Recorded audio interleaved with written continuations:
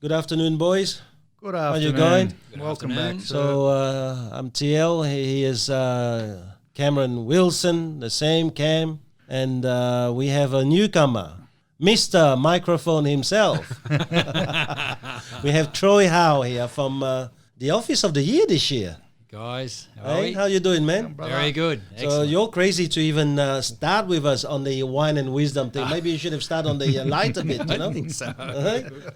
Welcome Yeah, aboard. I'm stepping up. Well, this week we have a Peterson wine from the Hunter Valley, and it's a beautiful Semillon champagne. And as you know, the Semillon is very well known in the Hunter Valley. It's probably what they're reputed for. But Peterson's here, who's got winery to do beautiful red wines as well. But they're really famous with their champagne. Okay. They've got a lot of variety, and I've never had a 2007 Semillon. So we might as well just try it, because now it's about 11 years in the bottle. You can see the bright gold color, can't you?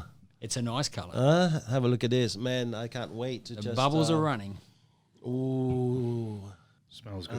How is that I think aroma? Peterson got in trouble. They're not allowed to call it champagne anymore, aren't they? Oh, no, but I do. So We do, yeah. really, who gives a shit what the... What the French say. The French. They're not here. When I go over there, I worry about them. The door's shut, right? So this one here, if you can taste it, there will be quite a bit of aged Semillon in here. And that leaves the sparkling.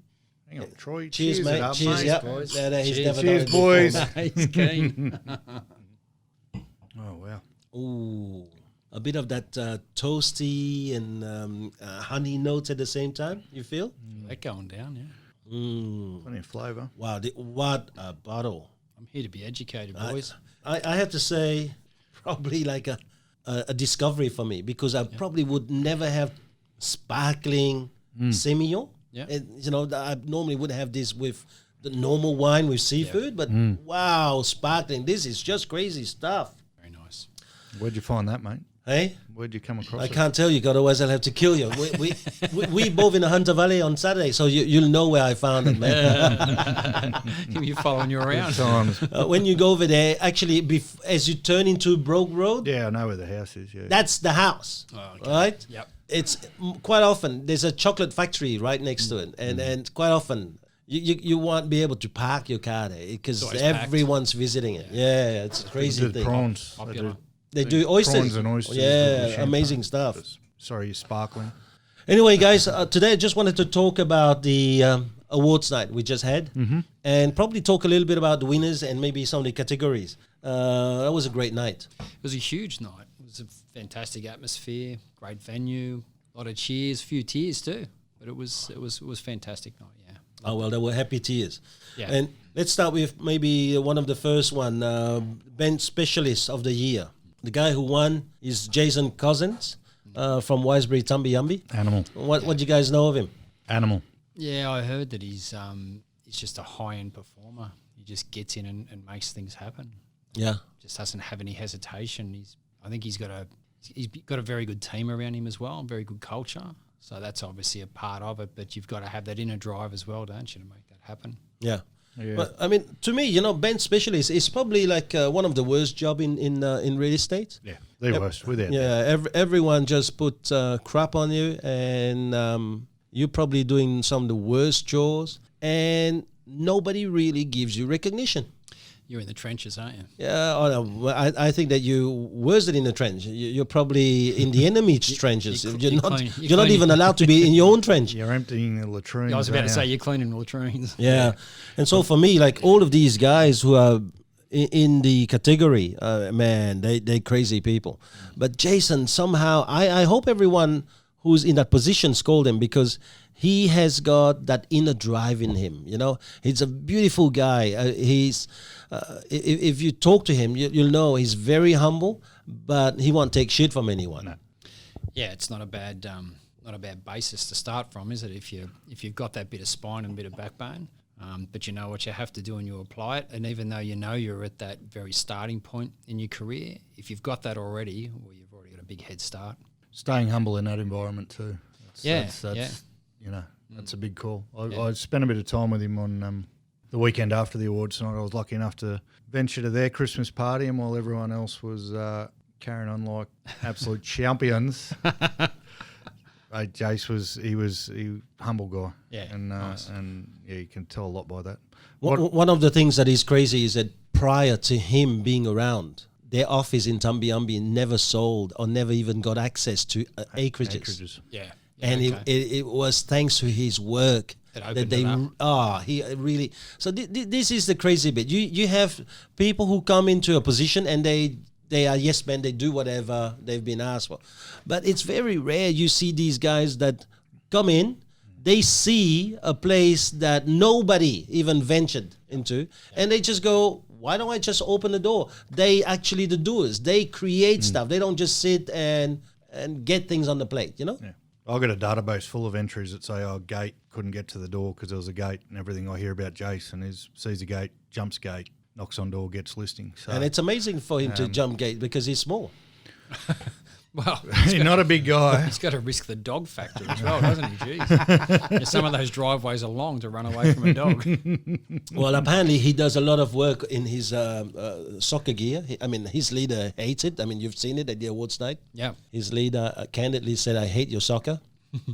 I think that his leader should really like it because if a guy really can open the door to acreages, to places there that you've never been into, let him go out with his soccer gear, right? If he has a method and it works. Second category, boys, Bobby Joe, Spirit Award. Yeah. That must have been a tough one to split. Well, I'd have to tell you, man, every single category is a bit tough. There's no easy category. When you sit down and you look, to make it into the list of specialists, you're already a winner. And sometimes in some categories, it's really like those Melbourne Cup where it's just by a nose that you lose, you know? Yep. I have to say that those people who have lost, it's never because of me. It's because of the other judges that I've picked. Of course. Troy. So to see that the winner was Darren Jones, what did you think? Obviously that one was pretty close to my heart because he's from the Carry On group, and I championed his nomination there very, very strongly. I think he thoroughly deserved the win. In my short time in real estate, I've never seen anyone go through the adversity that he's gone through to start a career, and to come out the other side of that. He's just about to tick over 100 grand for the quarter this quarter. So we've seen it, Troy. That I wouldn't still be in real estate if I'd run into the hurdles that he's run into continuously. And for him to come out of that, not only keep pushing, but on the side, the work that he does in the community on top of that is just, I didn't think, when I read the description of the Bobby Joe Award, it was him to a T, and I'm glad that the judges went that way because Didn't you tell me that he didn't deserve it? No, that was the Rookie of the Year. Oh, okay. Yeah, okay. That's why he stuffed up on the Rookie of the Year. But now he knows. I've already told him. Yeah. I've already told him. So, but tell us what is it that he's done to deserve this Bobby Joe? I mean, we know our Bobby Joe, and some of the guys listening won't, but Bobby Joe's about, she's had to fight harder than any of us have probably ever had to fight in our lives, 100%, her whole life, and to keep on fighting, which she's still doing. I think you told me she had another operation yesterday. No, that was her sister. Oh, okay, there's another one. But Bobby's... She had her knees done recently too, though, didn't she? Tendons released in her legs. Yeah. So beyond having 7 months in hospital last year, this one was a breeze, but it was still down to the Children's Hospital. Stay there for 2 weeks. Try and run the family still. Try and make sure that everything is in the best possible position for her to be able to have the operation and recover. And now she's back at home having a special physio and getting a help. So it's about resilience and overcoming. And Dazza, he started with us in November last year. Yeah. No, but what is it he's done? Yeah, that's what is it that he's done to deserve something this year? So he started in November last year, hit the ground running very quickly because we're expanding into Barrow. Very quickly we got to about 8 listings that we were ready to launch the first week in January in Barrow, and then the mother of all storms hit the entire area and destroyed all but one of those listings. So there's 7 listings and $230,000 worth of work gone. And what does that do to a bloke's headspace or any a woman or a guy? What does it do to their headspace when you work so hard to secure those listings and then it gets blown away by Mother Nature? So not only that, he loses all that work, he keeps fighting, but when that storm happened, the SES actually ran out of tarps to put on people's roofs, and this guy, I won't go too much into his personal story, but does not have a lot of money left over at the end of the day because of personal circumstances, sent his partner to the Bunnings' up on the coast to buy every tarp they could out of his own pocket and deliver that to those families that needed tarps on their roofs. That was the big one for me. And he didn't tell me about it, Yeah. and he didn't ring me and ask, he just fucking did it. That's the other thing, isn't And it? I went, holy shit, you know, what sort of an effort is that? And it's kept happening, mate. Then when the listing started to come good, he had his first couple of sales fall over. His first sale, he sold the house 5 times. 5 times. Who does that? He had his first 2 agency agreements rescind on him. Oh. And, you know, and that's when I say that we've seen people go for a lot less, I wouldn't still be working. If that had been the start of my career, mate, I would not be here. So that's how you relate it to the Bobby Joe the factor. fight, mate. Absolutely. The fight. Yeah. He's got more fight in him than anyone I've met. Ben-Hur. Yeah, and for him to still, and then, you know, he's a trumpet Genghis player, so Khan. Christmas time he's going around to all those damaged houses playing Christmas carols for them on their front door while he's door knocking. He just, unless you... I kind of wish he'd done his speech better on the awards night so people knew what he'd been through because he was a bit humble. He was a bit struck as well. I think so. I don't think he realises what he's been through, and when people hear that story, Jesus Christ, you wouldn't have people whinging about, I've got to work till 6 o'clock at night, or some of the rubbish that we hear because. Well, not just that, but the financial pressure is. We all know at some stage in our life, at different times, and sometimes for long periods of time, if you're under financial pressure, that weighs very heavily on you with the responsibility you have either as a partner or a parent just paying bills. But you go and pull what you've got out of the bank to help someone less fortunate in a time where you don't have to. You can walk away. There's specialist SES people who do that job. And he goes and does that. Wow. And he's a guy with I don't know too many 5 people kids to support, like that. mate, I don't as know well. too many. Nah, that's... So I was, you know, yes, we've had our words over me not pushing his barrel for Rookie of the Year and rightly or wrongly. No, I didn't. But I went. He's a disgusting boss. I went hard on the Bobby Joe Spirit Award, and that, you know, I jumped out of my chair when that was announced because I couldn't have thought of a more deserving person. So. It's one of the bigger awards, really. When I say they're all big, they're all huge, but It's one of the most but prestigious, I feel. Yeah, exactly. Yeah.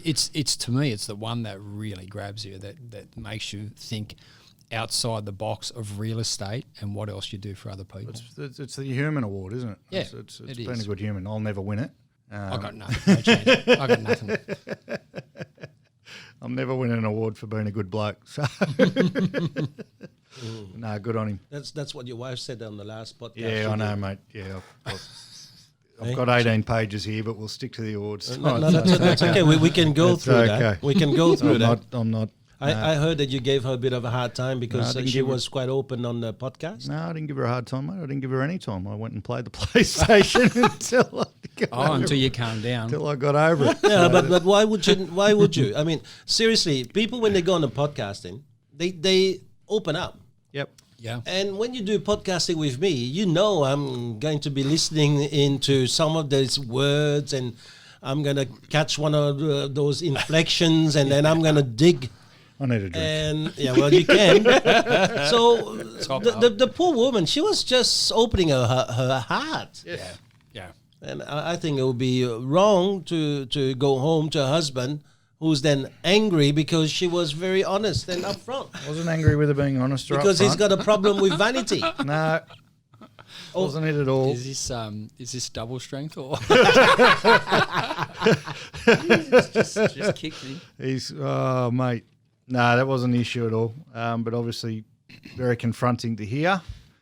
There'll be no throwing people under buses from my end, but I didn't think all the conversation reflected the conversations we'd had. Let's just put it that way. So, Some embellishment, is that what you're trying to say? no, not an embellishment. Just I understand too well that I don't do a very good job of explaining that side of things to her, and she said that on the podcast that when we were having that discussion the night before the podcast, I did say, look, I don't know a better way of saying this, but there were bits and pieces of that conversation that were left out during the podcast, which made it seem not worse than it was, or not whatever. Slightly different take on what you thought. I thought there was more context that probably wasn't there, which frustrated me, no doubt. So I got no problems admitting it, and I've got no problems saying that ego got triggered a little bit as well, and I've got no problem saying it's not the best husband moment on the planet to crack the shits about it, but at least I got to play some PlayStation. So, Did you win?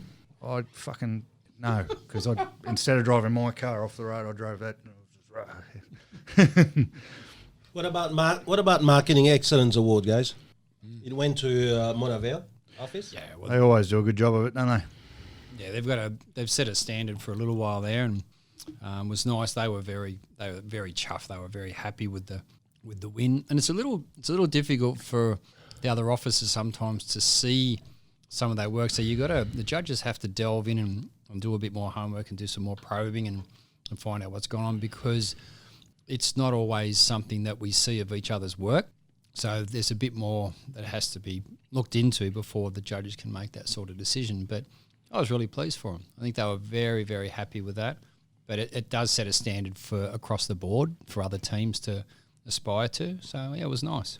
Yeah, they have something about their social media and their marketing. Everything always has to look good, you know. And quite often you look at the leaders. The leaders are always on... Yeah. Right, on their best dress, right? They on influence, and so, but it's good. It's great. And what I believe in terms of marketing, you have to always portray the best. I just finished recruit training here, and I was talking to one of the recruit, and I said, how do you feel driving around busy roads and seeing call flute signs these days? You know, when you see a call flute sign on the main road, isn't that your business card? Yeah, right. So, if you were really into marketing, wouldn't you want to make sense that everything you have, at least on main road, is selling it? Yeah, Troy. Isn't it? What do you mean? So, no, stop putting his leg, man. He's got okay signs. The only call flute we ever use. Oh, you use call flute? I didn't know. only for our leasing. Rubbish. I've seen them. I've driven past them. Calling rubbish. Have you? Not with my name on them. Are you in sales? Sometimes. Foot in each camp.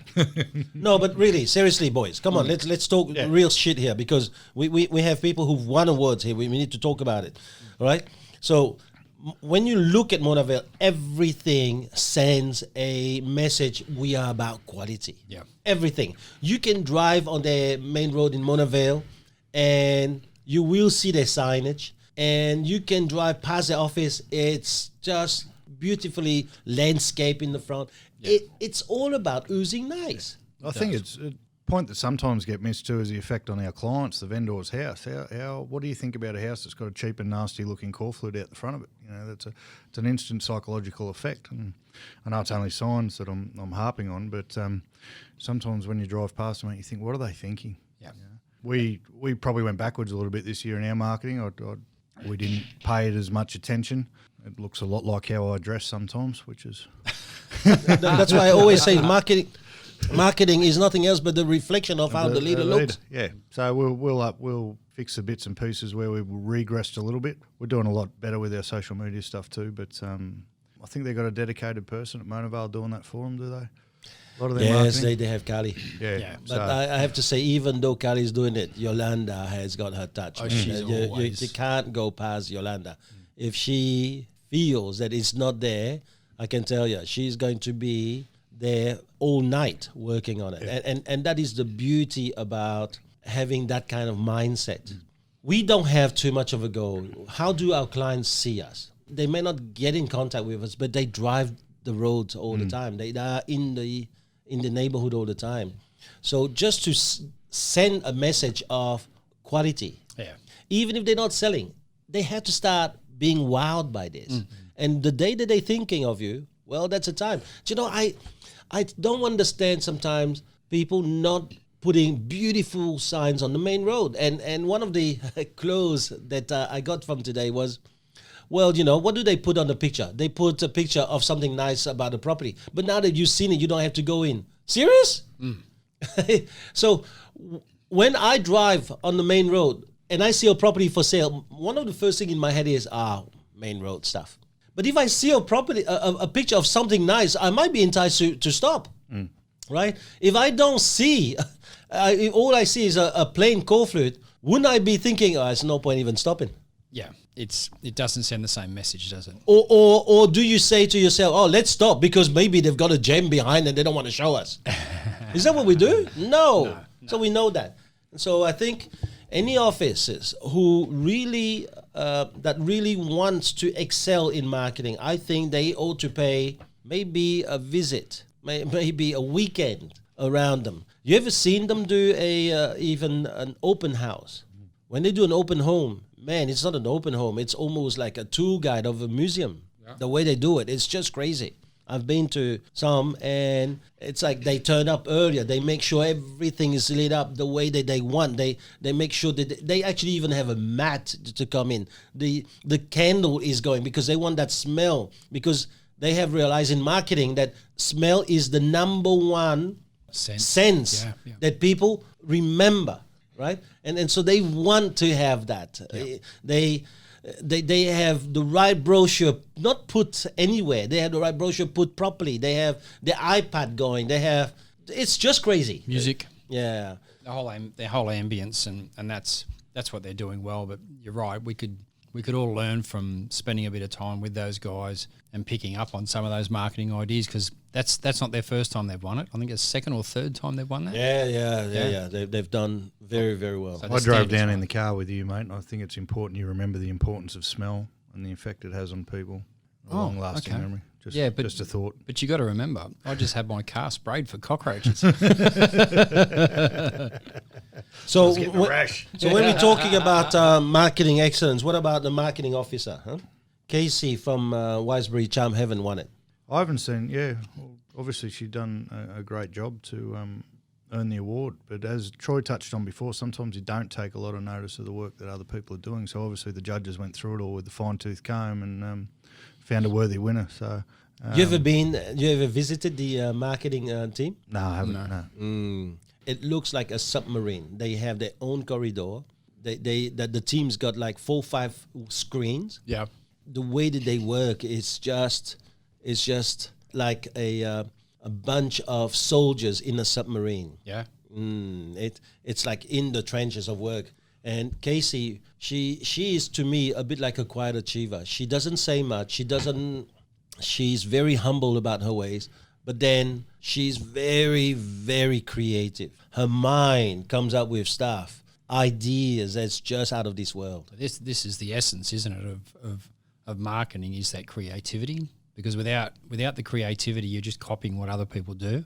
And if you're doing that and you're implementing it in a very strong way, and you're making sure that you're doing the small percentages, then that's when you start to have some big wins. Yeah, start to stand out from the crowd, and that point of difference is incredibly important when you're doing your marketing compared to your opposition. And you know the way she thinks, because I turned up in their office once and I had my little DJI mobile. She was straight onto it. And she had her team straight onto it, trying to understand what it was. And immediately she could already see some of the things that they could do with. I mean, this is the mind of someone who's looking at marketing, not just interested in repeating the marketing tricks that they do every day. Or she's a gadget person like you.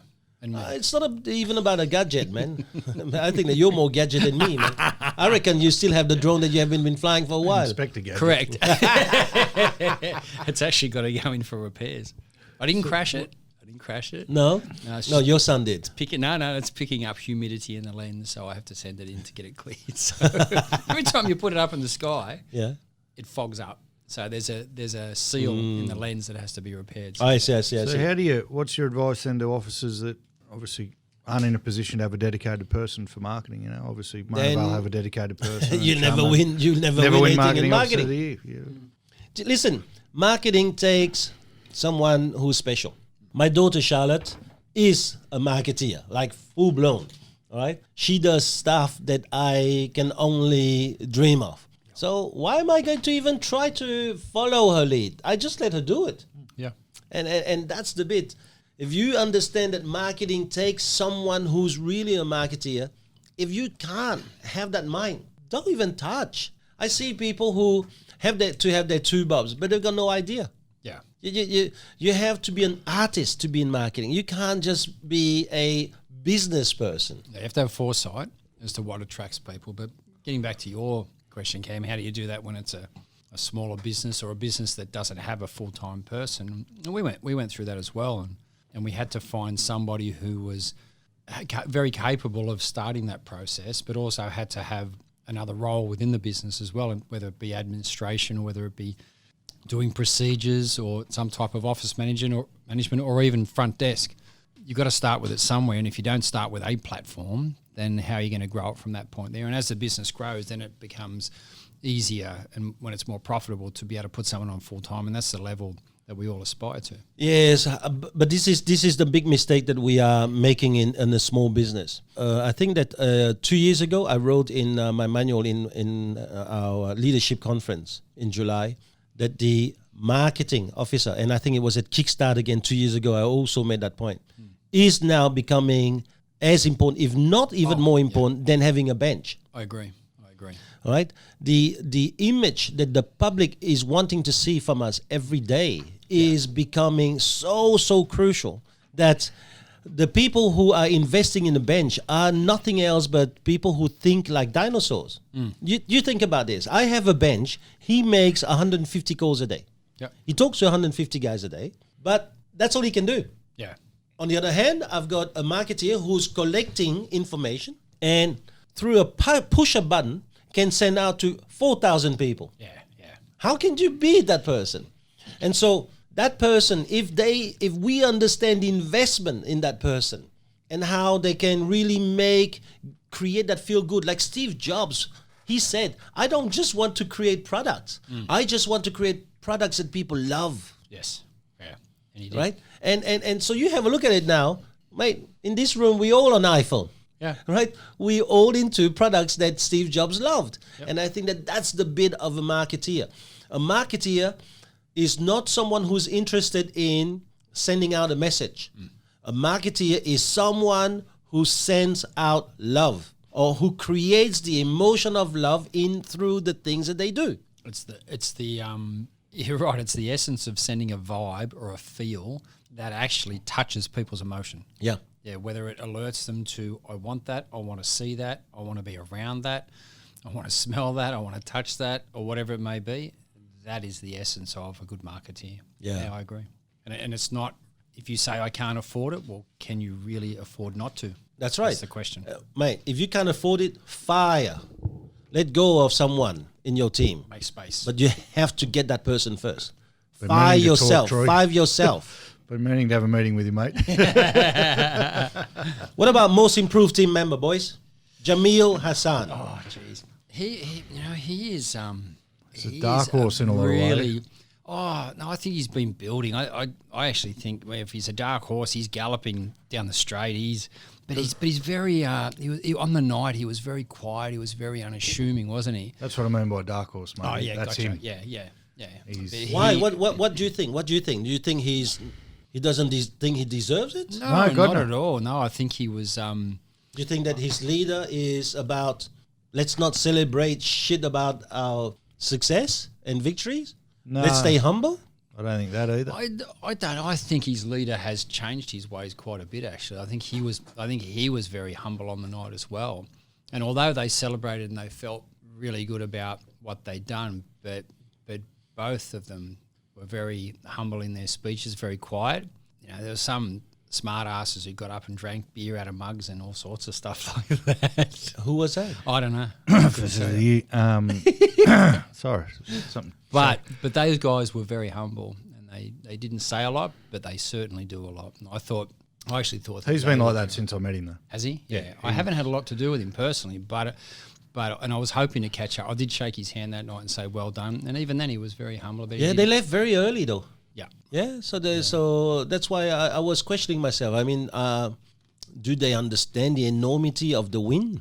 And me as a leader, if I see that my team member are winning, this is the night where you share that spirit.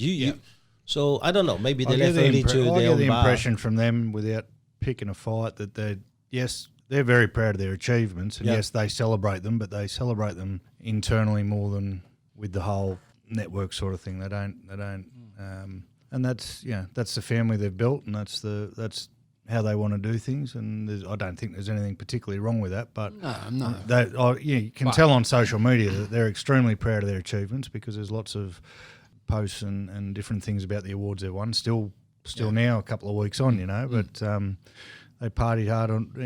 Yeah, but I think maybe that's because Caroline's taken over the marketing, and she's now realizing, hold on, winning marketing starts today, not next year. And she's actually starting to do a good job. I saw Caroline taking on the reign of a lot of things in the office on behalf of Abdullah.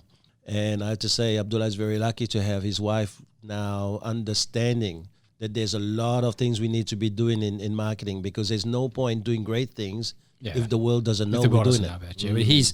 But Abdullah's so incredibly focused on results and getting that team to a high level that it's very important for him to have someone like that, because if he doesn't, then he will miss the boat. So it's great that he's got that opportunity to have her be there. So I think that Jamil, it's amazing, mate. I have a lot of time for him, and and he's a naturally humble bloke, so he's not going to want to. Yeah. Want it. But isn't it nice to some degree? It's just he just seems like a nice young fellow. I'd like to spend a bit more time around him actually to get to know him a bit better, and hopefully I can do that. Yeah, but he may not like spending time around. He may not. We can force the issue. when you start behaving like Harry Wiseman, mate, that's totally anti Jamil. Well, that's inappropriate. It's an inappropriate comment about an inappropriate man. On the podcast one day, mate, because it gets ugly. Hey, it gets ugly. That's what this is all about, mate. And that's when he's sober. Well, maybe it's a good idea. Well, all right, next one, Property Management Officer of the Year, Shay Wallace from Wiseberry Heritage. Yeah, she's another killer. Oh, mate, big time. The feedback that I heard on her and the lengths that she goes to and the efforts that she puts in and the focus that she has, there was some good competitors out there. It was a high end field there, so it was very. I mean, Enmore did very well in some areas there as well. With Brad, yeah. Yeah, so what you guys are both on the judging panel. I'm not privy to that, and I know Shay. No, we don't take shitheads to judge our people, mate. We have too much respect for our finalists. No, so some of these awards. Well, you didn't call him a shit. You called him a jughead before, not a shithead. He's jet lag, mate. Jet lag. He can't keep up.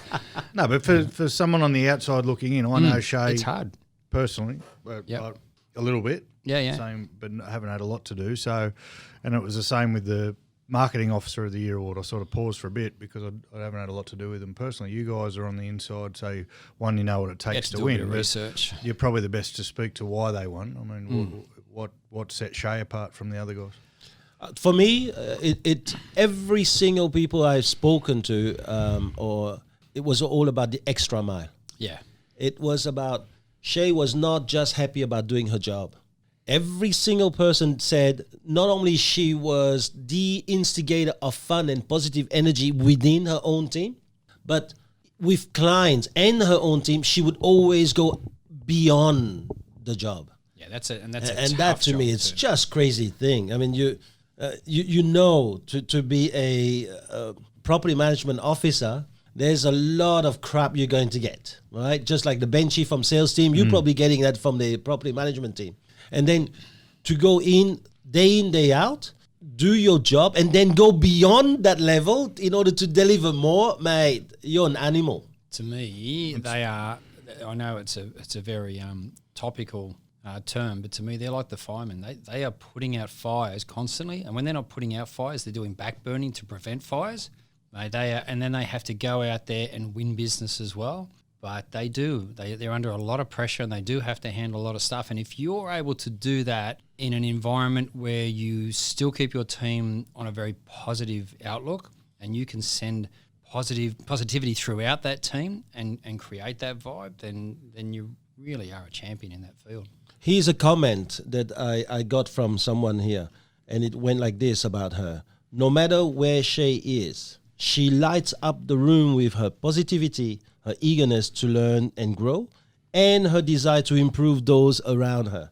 Are you serious? Yeah. And this is why I think she really deserved it on the night. Oh, good one. It was a good win. It was well deserved. What about the Property Manager of the Year?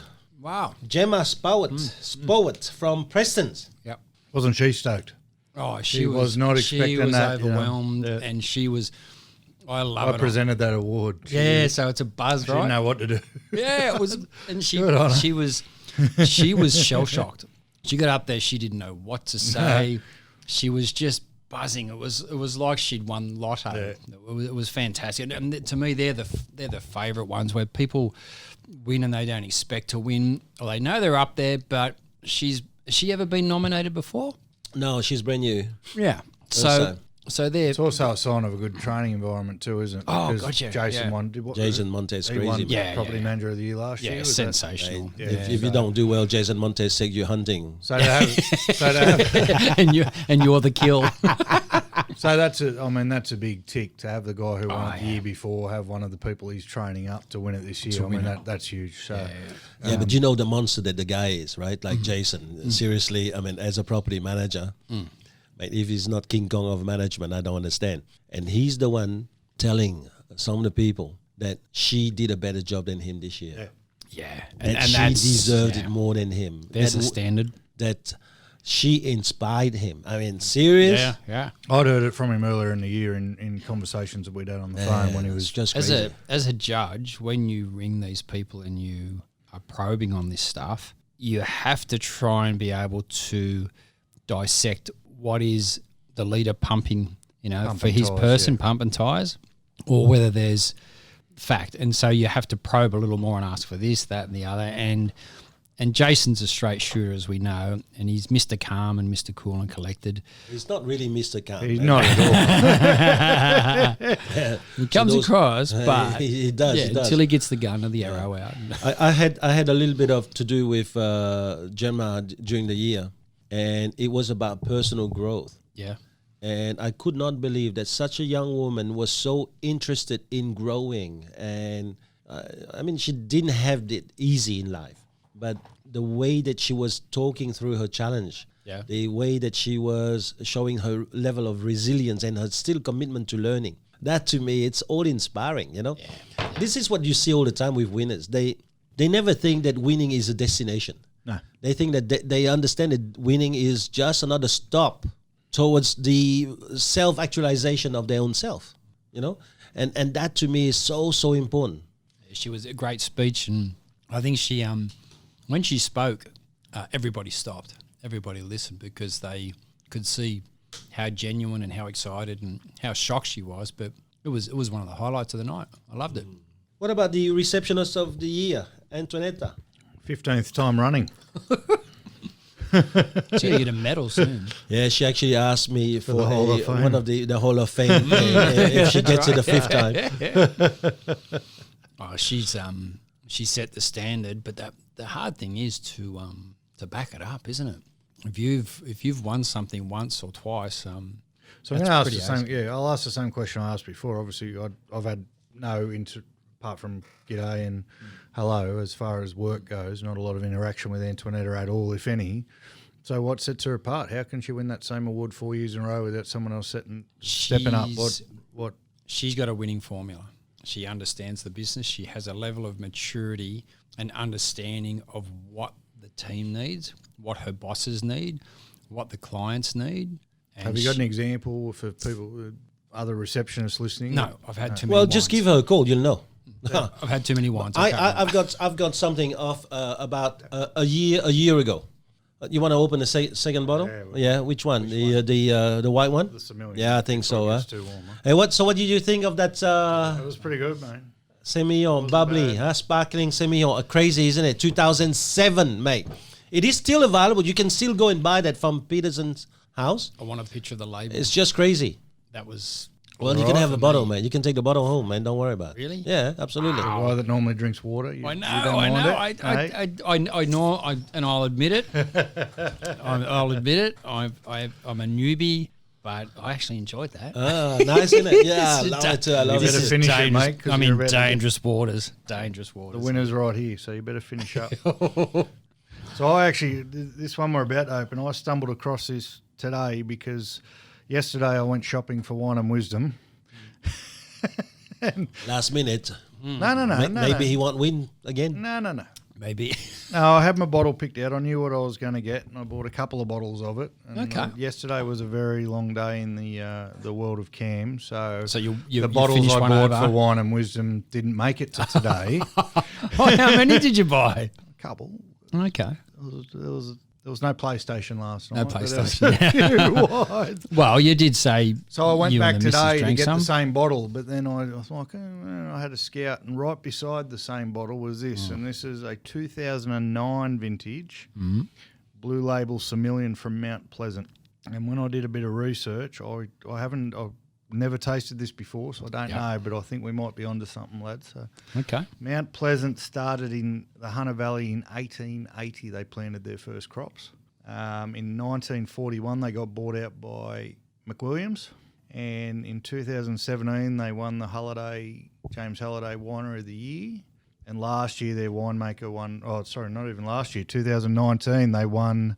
Adam Sparks, their winemaker, won Winemaker of the Year. Wow. So we know with Semillons that they're a white wine that can sell her and do sell her very well. So when I saw it was a 2009, I thought, oh, we might be on here, boys. So give it a run. It's See going to how be it a good goes. one, man. Yep. I think it's going to be a good one. Okay.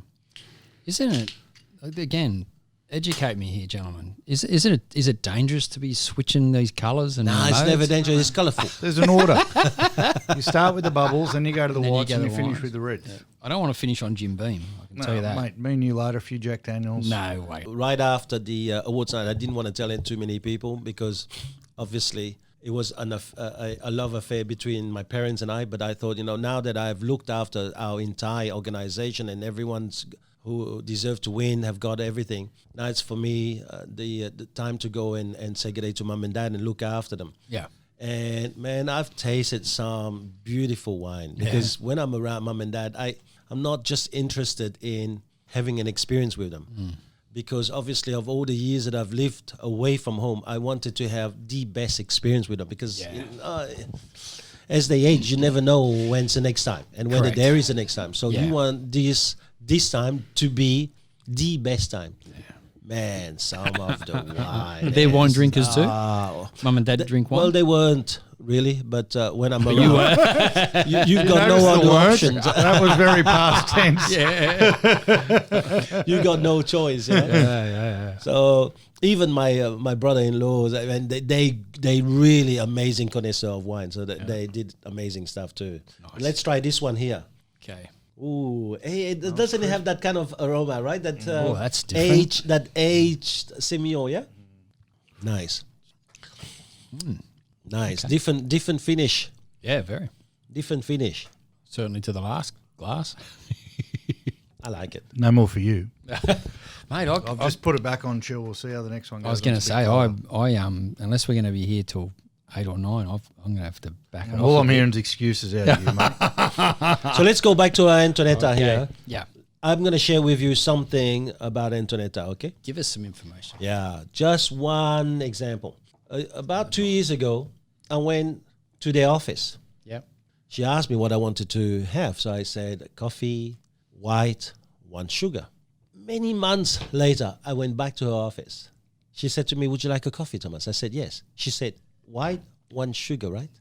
And to me, that is the hallmark of someone who actually made sure she remembered things about what you want and what you like. And straight away, I felt like special. I felt like if she bothered remembering something about me, what does she do about clients and other people in the office? And suddenly I realized why Oscar Montes and people like Ali, they speak so highly of her. You know, why Jason would say to you, oh man, she's something different. Like Daniel would say the same thing, and Michael. And so, because at first I thought, oh man, they have to just edify their people because it's their people. But no. And that is the one thing. You see her, she's got problems in life, like all of us. Like everyone, But yeah. man, the smile the woman has as soon as she's in the office, you think this woman is the only person on the planet without a problem. She carries herself in a very, very professional way. And when you are a receptionist, you are the signboard of the office. Everyone who walks in, they see you smile. They see your ability to relax them first and foremost. And if you can't have that, then I think that you've already killed your business. Correct. Yep. You don't go through to Luna Park without going through the big smiley face first, right? I like that one. I like that one. But see, that's I told you, man. Antoinette, he just called you a clown. She would love that too, because she loves to be known as a clown. It's the welcoming face of fun, my friends. So you guys, before we go on to the next one, you guys have mentioned a couple of times now leaders pumping people's tyres, and you've got to sift through what's legit and what's just trying to go for the win. Is there much of that, or is it? I don't think so. I actually think that a lot of the leaders are quite open and honest about, and to the point where some of them say no, not that person, they won't be the winner in this, and I really like that. I really like that, and I've done it myself. And I think that transparency is part of the Wiseberry culture. But hey, people are human, and there can be times perhaps where we've seen that. I haven't seen, probably, I can't put my finger on any time where I've gone, but regardless, I still quite often will speak to a second person in that office to get a little bit more from it, or get a different perspective from it as well. Yeah, I have to say that over the years, things have improved, but obviously to win an award in a network, it's a big thing, because in terms of marketing, it's a huge leverage. You use it for quite a few months, if not the whole year. Your business cards changes, I can see sometimes offices doing it. But like Troy says, over the years, people have improved, because there is nothing more insulting than when someone wins in your office and afterwards other offices come in or they call you and it's a sham. You feel pretty bad as a leader yourself. So that's why I think you said about Darren and Rookie, because for you, it's not about whether he wins or not. It's about, are we being transparent here, or are we being a fake? And I think that, 5 minutes of fame, because that one night in the year, it's 5 minutes, right? Well, that's not really much next to a lifetime of being known as a fake or a liar. Correct. When the judges rang me and I answered the questions on Darren for Rookie of the Year, I just answered honestly to my own truth. And we spoke, Thomas, we've had conversations about that, and part of it was me not fully understanding the criteria, but part of it was, I'm trying to build a culture of no participation trophies, and trying to build a culture where people can be proud of the trophies they get because they've earned it. There's nothing worse.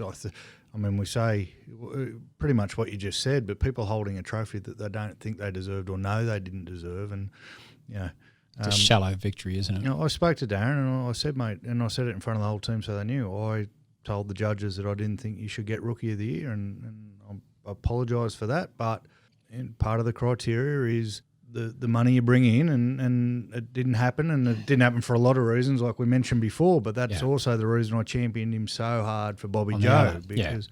So now he's so pissed off the Discord, he's about to do $100,000. He's actually about to be the first person since I started real estate to beat me in a quarter. Nice. So, Isn't that nice though? Isn't that as a leader? That's a fantastic. Is that why you've been drinking 2 bottles last night?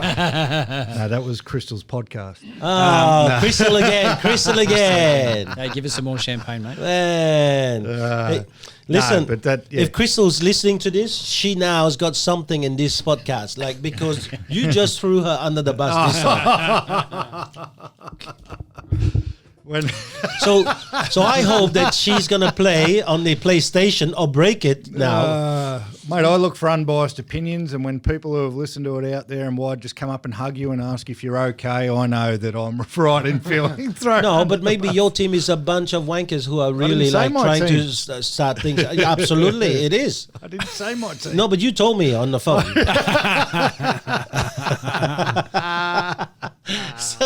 She'll throw the PlayStation in the pool, mate. So the Rookie of the Year this year was Aaron Prasad from Wiseberry. Prestons again. Yeah. Bloody 3 Prestons in a go. So, mate, what do you guys know about this dude? Because I can tell you quite a bit about this dude. I'll put my hand up so I know absolutely nothing.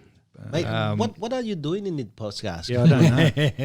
I better talk to Charlotte. We better invite real people here. Oh, come on, mate. In Wine and Wisdom, mate. You might as well have wine outside, mate. He brings I'm good here wine. for comedic value. He brings good wine. That's what you bring. Yeah, well, okay. The wine's all right. Well, let me tell you. The cheese, I'm not sure about, but the wine. Another humble guy, but Aaron was about to face the music halfway into the year. Not that he wasn't doing much, but because he was so much of a Mr. Yes Man that he was doing a lot of other jobs rather than doing his own job. And there was something in the click in him halfway into the year that really got him to change. I mean, he's done like great jobs already, but halfway into the year, he started selling more than some of the top salespeople in the team. So what was it? He started to believe in himself. Yeah, the big one. Yes. Self-belief. The big thing halfway into the year. So up until then, he was doing sales, he was getting things happening, but he started to believe, no, I can do this. And I think that the guy that really built him up quite a bit was Michael Montes. Yeah. Michael, and I had quite a bit of chuckle with Michael, and between Daniel and Michael, there's a little bit of that. Last time I saw them, I said, guys, have a look at what this guy has become, and both of you wanted him to be fired. And Michael said, I never want him to be fired. And Daniel said, yes, you did. No, it wasn't you. No, it was me. It wasn't you. And I had almost a fight in the office. And so, but they didn't want him to be fired, really. That was not the real story. The story is that they wanted him to really go well. And so when I walked into the office, I did a bit of training with him. And it was a day when I picked him and I picked on him and I got him in front of the team, and I went through all the role plays. And right after the role plays, I said to Michael, shit, this kid's good. What are we doing? Are we trading him, or are we just leaving him into the wild, you know? Yeah. And I think that to his own credit, Michael really picked up his game with Aaron. Which is great leadership. Mate, seriously, mate, that was great leadership from Michael, because Aaron, if he had left the industry, I would have been really sad. But he would have possibly been lost to the industry forever, or he goes and works for the opposition for them, and then if he has good leadership above him, then he thrives. Which is, I'm really pleased that happened, and good on him. And he probably won't look back from there now. Yeah, it's an important award. The trophy I got, it's when you're starting out, you don't know. Yeah, you don't know whether you're doing it right. You don't really know. People tell you you're doing okay and pat you on the back, but much like the awards, you don't know. Much like the nominations, you don't know whether they're just pumping your tyres or. And I said in the podcast prior to the awards night that getting that trophy was validation for me. It was a bit of vindication that you're not going to be standing up here if people have just been pumping your tyres, and I needed that. Yeah, but I don't think we have pumping tyres in Wiseberry, mate. We're very genuine with our awards, mate. If anything, we're slashing tyres. No, that's what I meant. Yeah, if anything, we're way too hard. That's what I meant. To get the trophy, it meant that, because sometimes you question. I always question. People pat me on, oh, mate, you're doing so well. I don't know. Are you just saying that, or are you? But that's a great guide, like you said. And then, but to be up there, you go confidence. Oh fuck, I might actually be. You probably said that doing too. Okay, I did. I probably did.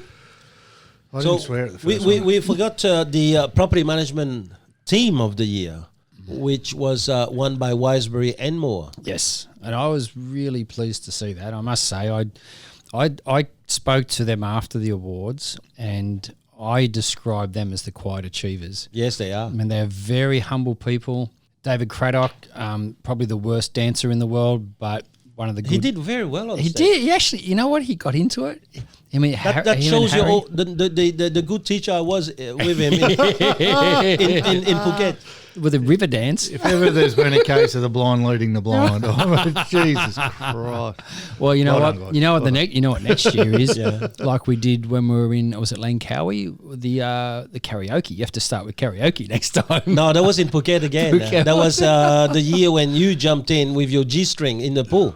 That was that same year, mate. Maybe. I don't remember. I do remember. You who never drink. There's 2 episodes with... Mate, there's 2 episodes with... I met the guy who doesn't drink on the plane once, and I'm like, are you sure you don't drink, mate? You can't say that anymore. I'm sitting here drinking now. People say you don't drink, and it's true. I didn't drink till I was 40. But all of a sudden, so 30 years ago. 54 and 12 years of being an alcoholic. No, you don't drink, I know that. Very rarely. So the property management team of the year, Wiseberry and more, they, I think that there's a lot of credit goes to Emma Craddock herself. She is probably, to me, the real BP, always beaming smile on her face, never wanting to take anything out of a team. Yeah. And yet, mate, she is a huge driver. You need anything new, she does it. they change the entire system, right? Yeah. She just gets onto it, makes it happen, while her father is riding around New Zealand, riding his bicycle. Doing buildings, Oh, construction. Trying to build. He's trying to He's trying to get it out of the trying ground. It's a cubby house. It's a cover house. They got something like 1,000 management staff. Well, I was about to say, Something huge. when you look at the rent roll size, I'm having trouble with 10. when you look at the rent roll size and what she's achieved, but I feel that they have just built and built and built off their platform, and they haven't allowed themselves to go backwards in any way. And I think it was a well-deserved. There was some, again, like everything, there were plenty of good operators out there and good property management teams.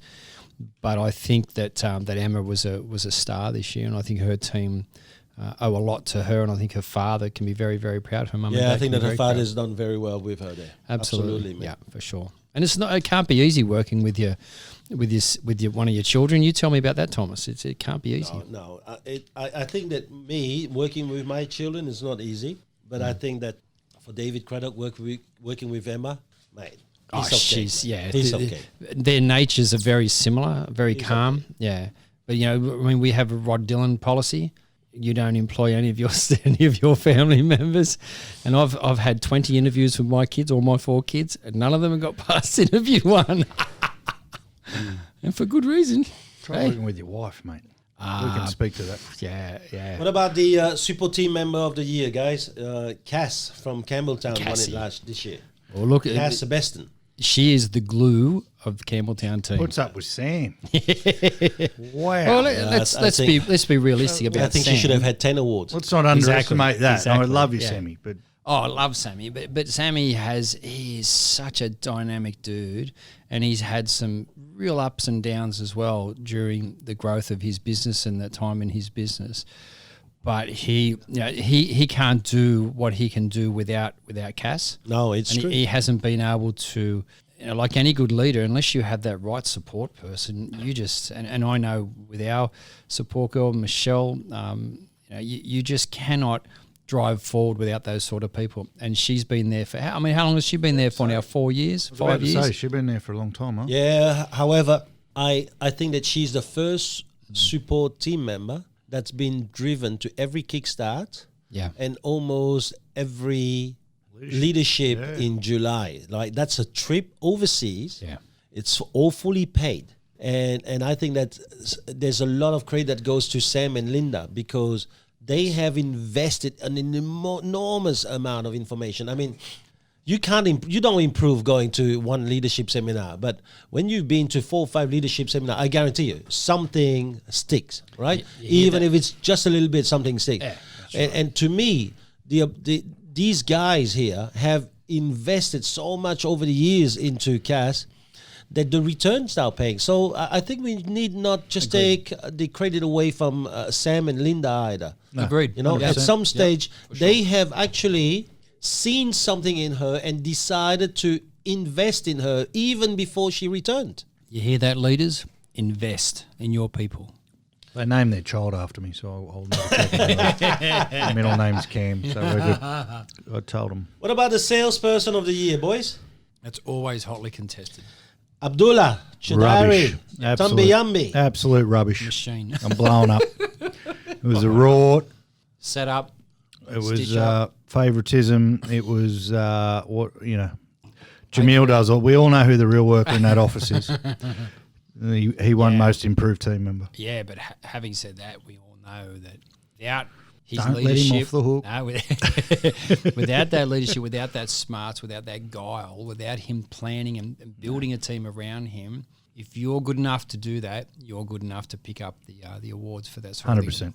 And I think he's very deserving. Not only that, he is, if you go into his office, he actually, whatever portion is attributed to someone else in his pod, he actually does that.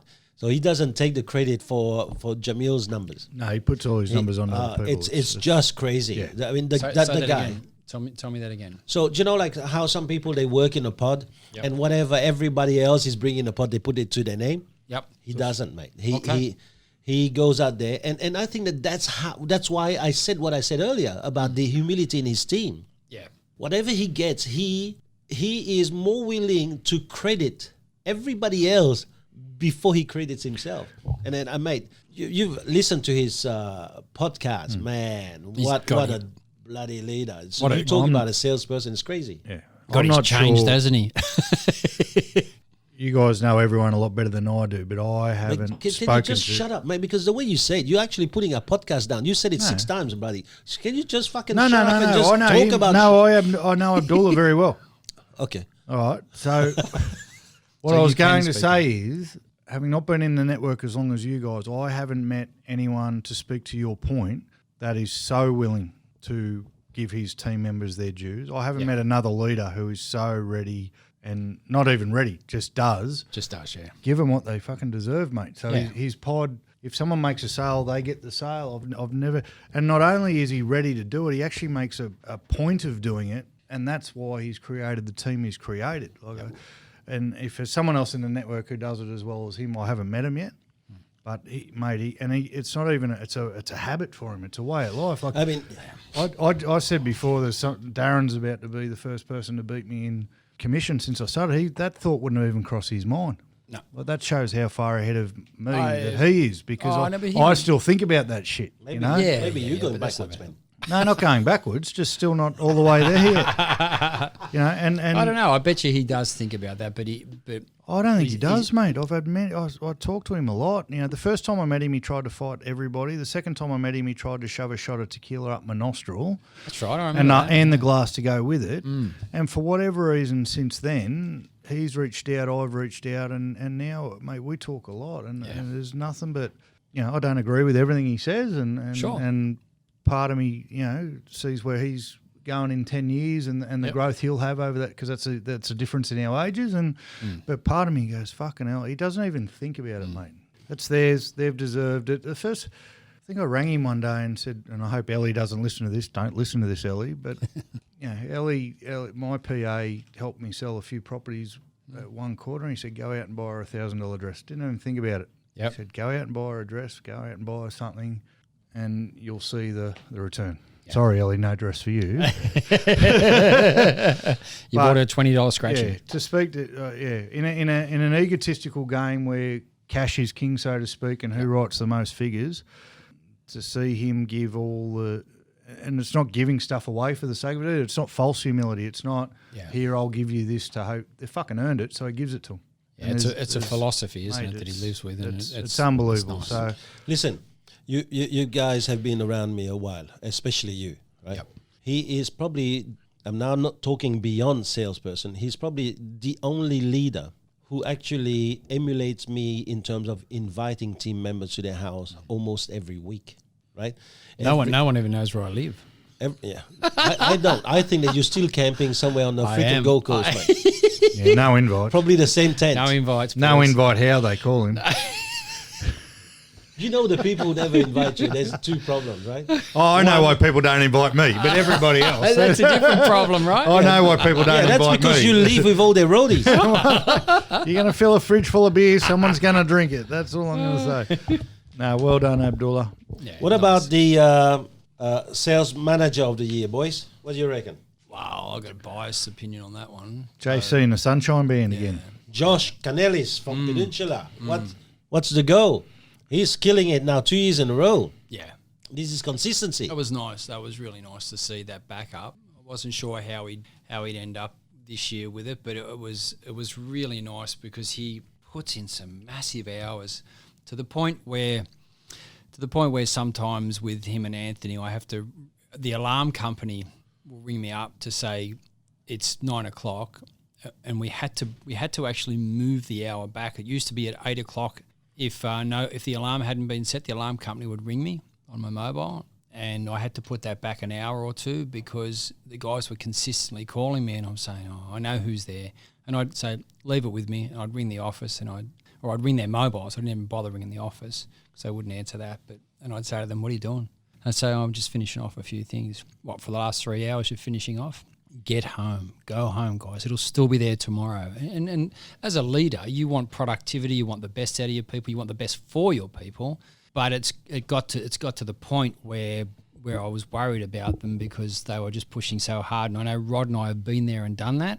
but he works so hard, and with his personal health issues that he faces every day, I have to send him out of the office to go for a walk sometimes to get his blood levels down. I say, go for a walk, get out, go, don't come back. Oh man, I listened to his podcast. I mean, obviously, I did his podcast. Yeah, man, it's just crazy. Yeah, that guy is Superman in my book. Yeah, so that was him as a salesperson. What's he do for the rest of the team? As a team member, he runs all the training. Rod and I support that along with him, but he actually runs the training. Obviously, he does the one-on-ones. He does the normal stuff that a sales manager does, but what he's very good at is reading his people and picking up the nuances where they need to have a chat. He immediately gains their trust very, very quickly. And once he has that trust, like anything we know through our training, you can develop that relationship at another level, and that's what he's very, very good at. I probably would even go further, Cam, to answer your question. I think that from what I've seen throughout the year from him, is that when the team is lagging behind, because, for example, Rod has to go to the hospital for Bobby Joe, or Troy is riding his bike somewhere Building in the shed. Or building a shed, or pretending that he's building a driveway.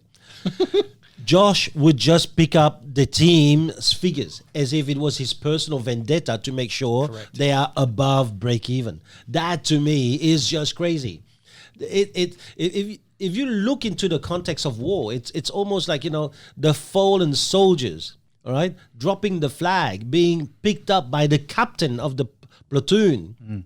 All right, and then he, instead of directing everyone to do whatever they chose, he is holding the flag and running with it. That to me is just crazy in terms of management. So there's managers that don't hit break even, for example, and blame the team, and then there's managers that aren't looking like hitting break even, so they go, fuck, it's on me. And then they go over base. That's the crazy bit. And to me, let's forget about his illness. Let's forget about all the shit he does because of his diet. Yeah. Mate, I'll tell you, I bet on him any day before I bet on you, man. So just stop the shortness, mate. Me. Yeah, I know that. You little fellas have got to stick together, mate. That's all right. And if you know your history... That is his last podcast. Part of what you said in that analogy there, if you know your history, the flag bearer never carries a weapon. So he is the sort of guy who will pick up the weapon and pick up the flag if he has to, like you said. And if we're in our leader-manager meetings as well, the other thing he does is he doesn't hold back on the leaders as well. So he will do it with respect, but he will fire the bazooka at you if he feels he needs to. He makes it very hard to have a fucking excuse. You guys have got an office full of people, or not full, and yourself excluded, that make it hard for you to have an excuse. Dillo with what he goes through with Bobby Joe, and Josh what he's I'm been one of the lucky through, ones. what he's been through and what he continues to go through. I wouldn't want to be in that office and go, I don't feel like it today. Like, fuck, mate, that's not an option. And that's the thing. We've had Rod's father pass away years ago. Rod turned up for work the very next day. I watched my best mate die in hospital in front of me. The next day I turned up for work. I broke my ribs in the Simpson Desert and I drove home, and I turned up for work the very next day and could hardly breathe. And that's the commitment that we sweeping expect. the sheds, mate. That's exactly, Cam. Yeah, it is. It is sweeping the sheds. You know what I find crazy? And Mama Bear spoken. Now people are starting to Mama see Bear Bear is coming up. Right? I'm not talking care factor. Goose mother. Mother goose. I think I'm talking about commitment here, not picking the people up. No, but this is why I think the reason I say this is I know that there's some illusion that Rod's doing shit and you're not doing. No, that's not true. I think that you're picking up a lot of emotions from people, and I think that you're the emotion repairer. I think that you're the fixer in the office. I agree with that, and every now and then you have to go on your bike ride to get rid of those emotions that you've been picking up. It's a little bit like the Dyson vacuum cleaner. Every now and then you have to go and empty your bag somewhere. Nice analogy. I do not. He's no longer the Mama Bear. He's the vacuum cleaner. He loves Dyson. If anyone calls me Dyson, I'll knock him out. We got a new one. You know what I find? But that's a fair point. It is, and I think that's a part of. And we probably get to that, the Office of the Year thing. we'll get to that. But I think that care factor and overseeing and picking up on things is a very important part of what we do. So, yeah, it's good. I love it. Before we go on to the next one, just quickly, we might be able to touch on it after as well.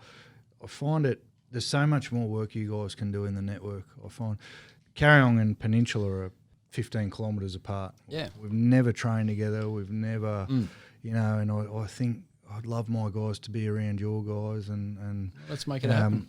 I think, especially with the stuff we're talking about, with the culture you guys have got of no excuse and the performance your sales team put on the board. I mean, the numbers them boys ride is it's amazing, off the charts. And I think and they're two very different personalities as well. Yeah, and I think, mate, there's so many people you guys can help out there just through association. That which brings me to the most improved leader of the year. How you going, Cameron? Need a drink. And, and the reason I want to bring that one up is you should have heard the edifying that Rod Dillon gave you when he spoke about you. So when you say we're so close, we don't do the stuff, mate, that doesn't mean they're not paying attention or really respecting the things you do. And when I hear the way that Rod was talking about you and edifying you, when maybe he could have given it to Abdullah, I'm telling you, it was just music to my ear. And I think that this is the thing. As a improved leader of the year, do you understand what you got and why you got what you got and what it entails? The honest answer is no. I'll ruin your podcast again. He just insulted Give it back. us. No, I'm not insulted. No, it's not for 1 second will I sit there and say I didn't deserve it. I said in my speech, I'm proud of it.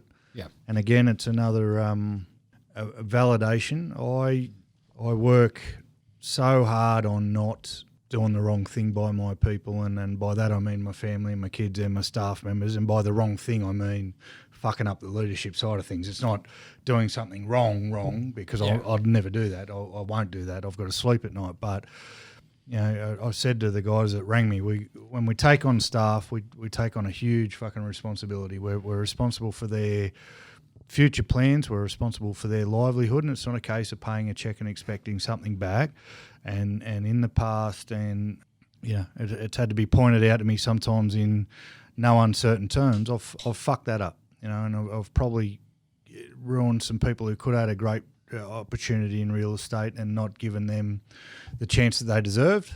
And that has been the driving factor over the last couple of years and more so in the last 18 months. So when people say, well, how are you the most improved or where have you improved most, I don't know. I can't pinpoint it. I don't know if it's measurable. There's not a graph you can tick off. I just know I fucking work at it every day. And even nearly more so than the award, but the conversations I had after the award on that night and were from people who I haven't really connected with in the network that approached me and sat me down for a chat and had our first sort of said g'day since we joined the network. It was eye-opening, and it was a bit of the hug that I needed to say, you're on the right track, mate. That's Kumbaya. Kumbaya, my lord. Played love songs on our guitar. Yeah, but this is the thing, when it comes to leadership or at least at management level, it goes down to the trinity of SMS. I think, if anything, you showed the highest level of growth in terms of skill, the S of SMS, in terms of mindset, the M, but also in terms of self. And I think that unless you really grew up over the past 12 months in all these three aspects, changing your values, and you know how hard it is to change value. They say that there's only one thing tougher than diamond, that is changing oneself. And to be able to just go one step up from that, it's not bad. I don't know whether you'll make it next year, because being pissed off at your wife because she's telling the truth in a podcast, that is really going backward the big time. But for the last 12 months, you deserved it. So for 2017, you've done not bad. No, mate, I mean, I've spoken many times about the role you've played in my life in the last 18 months, and you fuck knows how or why, because you see me take 2 steps forward and 4,000 steps backwards. We were dancing, bro. On a constant on a constant basis, mate. So I just think he sees you as a challenge, mate. Yeah, oh mate, I'm good for content. That's what we know. Well, but association, isn't it? Yeah, you know, we all know that. I meant what I said on the stage that night. I won't ever be able to speak to the impact that you guys and your family have had on my family, and they'll never be able to speak to that because the kids won't realise, but I know Crystal realises, and I just got to keep getting better so I don't fuck it up for them, you know. You're doing it, mate, not us. You're doing it. Maybe you're hanging around. That's because we're your association, but you're doing it. Yeah. How good is it?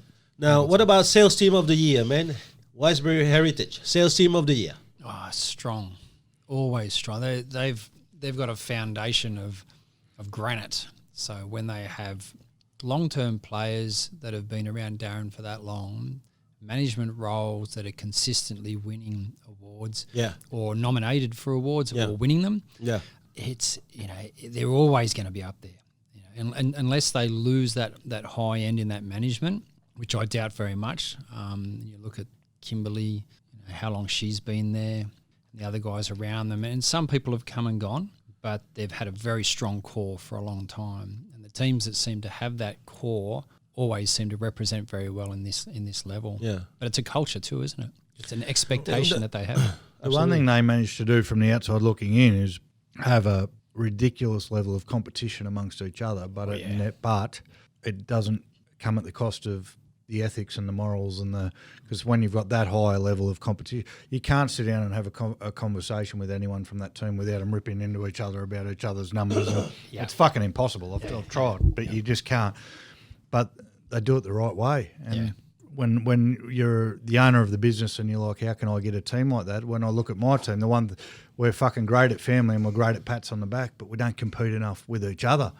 That's right. I mean, you're trying to beat Darren this quarter, for example. Hey? You're only trying. No, I'm lying down so he can have a win. Sprained your ankle, mate. I'm lying down so he can have a win. But the level of competition, like you don't want to be on the... It's an amazing thing when the weakest link in that pile, so to speak, and I say that in air quotes, but can be riding bigger numbers and doing higher figures than the strongest link in a lot of other teams. Yeah. You know? And I think that's what the sales team is about, is that maybe no one is winning any award, but put them together. The synergy is just crazy because, I mean, you if you work around Kurt, his ability to just push you and get you to do things just crazy. I mean, we all know about Darren. You don't want to talk about Darren. You can't do something. You'll see the worst in him. But also, we can't forget the Kimberly is always in the shadow, and Kimberly Burks, that's someone who's won probably more awards in a row than Antonetta. She's phenomenal. And so she can really drive and see problems as soon as they happen and then rectify it. Yeah. I think it's an amazing sales team. You've got some longevity there too, eh? I mean, what's the year's experience on those guys? I hope they're going to do well with the upcoming sales competition, though, because there's a lot of people from... I heard you got to be in it to win it. Isn't that what... No, I think they've got a few people. They've got a few people. Yeah, they're coming up. Like I didn't think Kurt would spend the $50. I'm amazed. I'm amazed that two of the people they have are brand new people. I just finished training them today, and they're in. Yeah. So that's how far they push them. Like they step up. The people who've been in the business for quite a few years, they allow them to have the vanity to hide behind maybe their title, but the newies, they pushing them in the pit. Mate, they are going to be in the pit fighting for it. I saw them today and they were just packing it, but they said, if we're going to grow, we're going to have to do it. Now, what about the Tricia and George Butcher Award? Megsy. Yeah. And that was Stephen Thompson who got it. What about that one? Huh? Sorry? Big Steve. No, I got it mixed up. Yeah. Big Steve is just crazy, huh? Give us the definition of the award. The definition of the award was all about what George and Tricia is about. So if you listen to their podcast that I did of George lately, you would have seen that was about a person who was what I call the MacGyver. Yes. Yeah. So this is the guy that, give you an example. He runs his office in Penrith. If they need him in Richmond, he's straight there. And then on his day off, because the team hasn't finished moving their office from Port Macquarie, he drives up with his dad that day. Right? Moves all the boxes out of that office so that they can return the key that day and then drives home. That's some commitment. That's 6 hours drive, bro. Yeah. Okay? So when people sit down and they go, what else does he do? As I said, I won't embarrass the guy. And he's got a girl. He goes to people who needs money to buy a house, and he says to them, here's 100,000, buy it and return it to me when you can. He goes to people who say, we having some financial issue, and he advanced 200 grand for them to just repay him whenever. Without a question, mate. Without a condition. I've seen people who go, oh, what's in it for me? And you pay me interest and you that. This guy is such a giving guy. Yeah. Right? I'm a bit pissed off because I'm the only guy he's never loaned any money to. I was going to say, where's the application forms? Loan. But you tell him, listen, I need you tomorrow for something. He's there. For example, last week, Veronique had an amazing initiative, which was to really get the ladies of the organization to bond together. So she organized what we call a ladies' night out. Now, did you know that Stephen Thompson was the person driving most of those ladies down into the city? Yeah, it's all right. And this guy goes to work. So and then he still goes home, make sure he drives, and then he goes home. Anyway, I know Veronique got driven home late. So at 1 o'clock, when Lisa was dropped off at our place, he is driving from his place to Glenorrey to pick her up and then drive home. I mean, that is one little example, man. Right? Like, one day we did the Alexander's 21st. Yep. And right after Alexander's 21st, I ended up with something, and I kid you not, something like 20 garbage bins. Right, if not more. I can imagine. Alistair Curry helped and took quite a bit home. So he's driving from my place to Taree with his carload of garbage. Steve Thompson did the same thing. He said that day he filled up his bins in his office, that commercial bin he had. I mean, that's one little thing. It's just crazy thing, man. It is. It's a huge effort above and beyond. And what I as much as I like to see Steve win it, I really like the fact that they were given an award in their honour, in their name, because of what they've given to Wiseberry as well, and the fact that they, as well as the Montez, took on the gamble, took the chance, weren't happy with it at first, from my memory of the story. Yes, but had the foresight and the trust to go forward with it. So it was really nice to see them up on stage present that award. It's good. Yeah, they're beautiful people, man. Yeah. You listen to the podcast and you can't help but think, this man should win some kind of freaking award rather than give an award away. Yeah. Well, I think the honour that was bestowed upon them, I think they were very pleased with it. I think that was very humbling for them. Yeah. Nice. What about the next wine, man? Troy, what did you bring? Let's have a look. It's in a bottle. It's red. It's got a cap. Got a red lid. Well, I did a lot of research on this one myself. I went to BWS this afternoon before we left, and it's an interesting story, because I'm standing there and I'm waiting for the guy, because I go up to the line there, and I'm looking at all the wine that's there, and I go to the fridge section. No, that's not where the Cab Sav are. Then I go out to the shelves. And then there's 20 people lined up to pay for beer, and all the grog monsters are turning up to get their 4X and different people. Don't discriminate against grog monsters, mate. Twice I went back to the guy to ask for some advice, and someone kept lining up, so I politely would stand back so it wouldn't hold him up. And eventually I got him and I said, mate, I need something nice. And I said, I need a red, I need a Cab Sav. And he said, the St Hugo from Coonawarra, 2016 will be your choice. I said, righto, mate, give me that one. I said, all I need is something that's really nice. He said, you won't go wrong. So, yeah, you were right. Yeah. Cam, it's red. It's red. It's red, yeah. So it's problem with asking someone, we've spoken about this before, I think, with wine especially, what's nice. It's same as beer, it's same as any drink. It's all down to taste. So yeah, it's all down to taste, but still, you still have to start with something. I spent about 2 hours with a mate of mine, that Michelin star chef that I interviewed on the podcast, Philip. And I still remember, he said, there are 3 requirements, 3 factors into good food. And he says the first one is produce. He did some pheasants with foie gras soufflé, Yeah. And so he said the produce is number one. Don't buy crappy produce. So I think that what you've done here with the wine is pretty good. I mean, the other two obviously is, he said seasoning is the other one, and cooking time is very special. But so the produce is very important. Mate, St Hugo, Coonawarra, Cabernet Sauvignon, man, you can't go wrong already, right? Cool. So it's either going to be great or it's going to be greatest. So you fucking fluked it. Pretty much. No, Danola's had 5 goes at it, hasn't fluked it once. Yeah. All right, well, so why don't we try that one there now? Okay. Let's try it. He knows how to open it. That's new. He's a journalist, man. Let's try this. Oh, he cannot pour. It's all over the biscuit. He can't pour. Yeah, that's for sure. I don't know when he's going to come back, man. Can we get someone who cares about wine on this show? That's all. That's okay, man. There's you and me. We need a loser. They understand this. You know, there's you can't have a winner every day, man.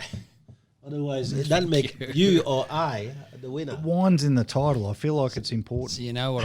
I like the fact that I stumble, that I fall, because then I can get back up and run again and have another crack. Quite nice. Right, cheers, brother. Cheers, boys. Go away for 2 weeks. Don't ever leave me again, by the way. Took me a week to get over the awards night. Do you know what my parents say to themselves? You're leaving us for another 50 weeks. So what they say. Fuck you 2 weeks. Yeah, it's 50. Okay? So stop it. I went home. I had to make sure that mum and dad had something, because like these days, obviously, when you're 89 and 79, it's not much that you do, even though dad goes out there quite a lot. So I made sure I got a lot of things. So I went and bought them in Belgium, mind you, 1 degree right now during the day. I bought them a Weber. That one's slow.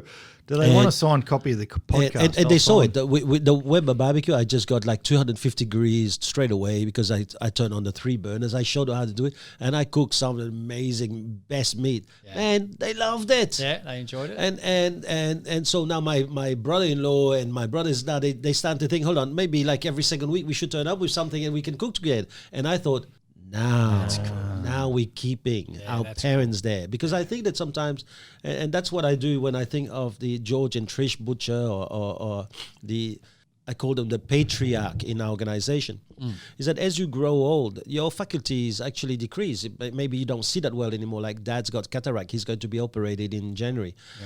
He doesn't hear very well anymore. But mind you, his ears is beyond hearing aids, you know. And so I've seen many of his dinners sitting on the side. He's going through his meal. He's trying as best as he can to even grasp one word of what's happening in a group where there's 10 voices screaming back and forth. And I could see you're not with us anymore. And so I thought, if I could, let's give them a few gadgets around them that gets them back. For example, Dad and I now, we share a phone together. So I've got an iWatch for him and for me. And now, the other day, he just called me on walkie-talkie. And so now, Dad and I, we do talk on walkie-talkie. But I still have to explain to him.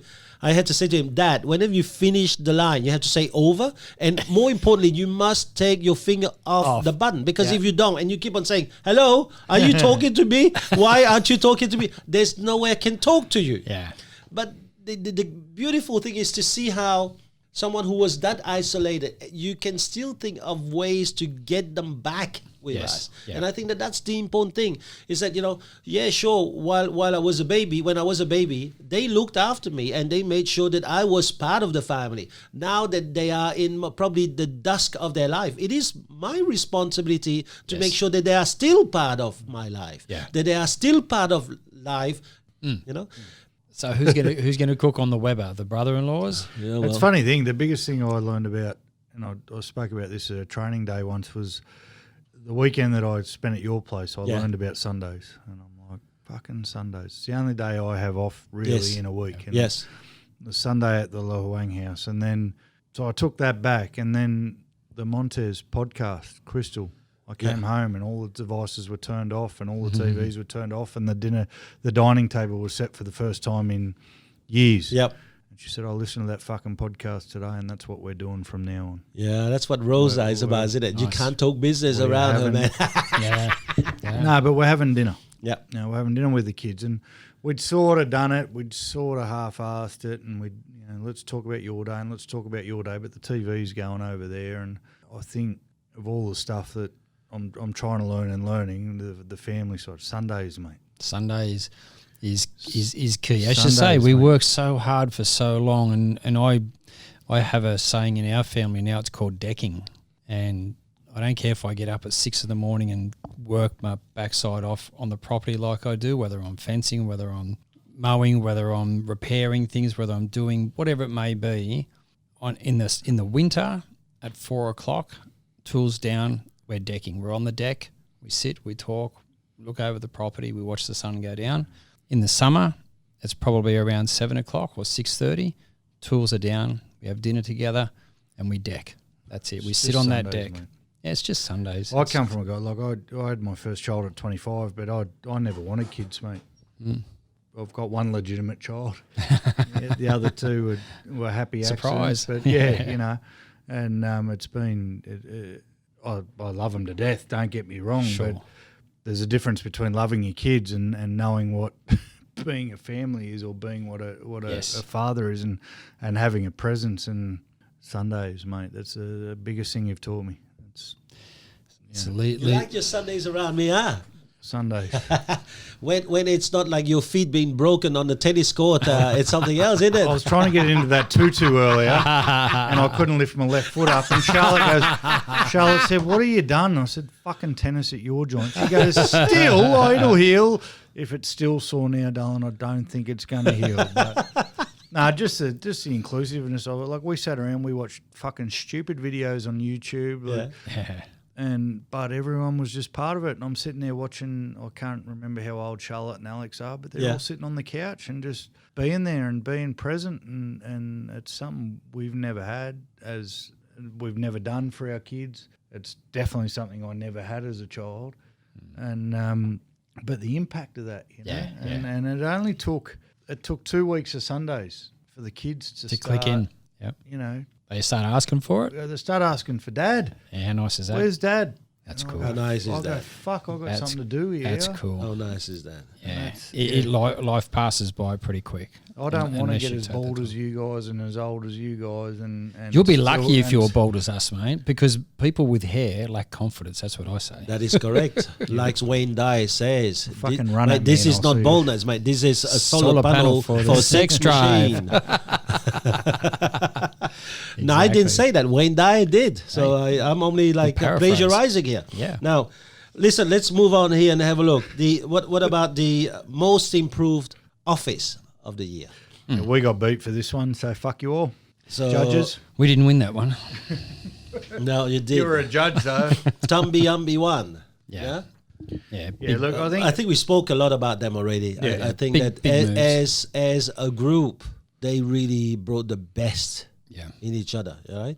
And I think they're for a lot of people, they're the benchmark on what they want their sales team to be and what they want their drive to be. But especially in the pod side of things as well. But Yeah, you know, leading the way. yeah, the ruthless pursuit of excellence is it's unmatched. Yeah. Or maybe your team, maybe Josh and Anthony. I don't know, but Different dynamic, but a good description. So where does most improved turn into office of? Where do they need to kick more goals? very good question. Well, it's probably But now he's really asking about the judgment, the judging criteria, right? I think to really go into the office of the year, you have to be in the marketing, and I think that they this year their marketing has really let them down. They've been very good in their pod marketing of the team, of the group of 4 that they had, even in the. I caught it messing with his anxiety. Yeah, it's not anxiety, man. I'm about perfection, man. And if you're gonna freaking put cheese crumbles on my carpet, absolutely, I'm gonna look at you. Well, we'll get the Dyson to sort it out. I don't know what you're talking about. Hoover it up, big boy. I was going to say you can't say that because people will start misinterpreting that as that I suck stuff. That's all right. At least they remember. No, For the wrong reason. So I think Mate, hang on. I watched Mario Fennick one night tell him he had a head like a roll-on deodorant. And he's been called Rexona ever since. So we've got Rexona and Dyson here. I'm Johnny Big.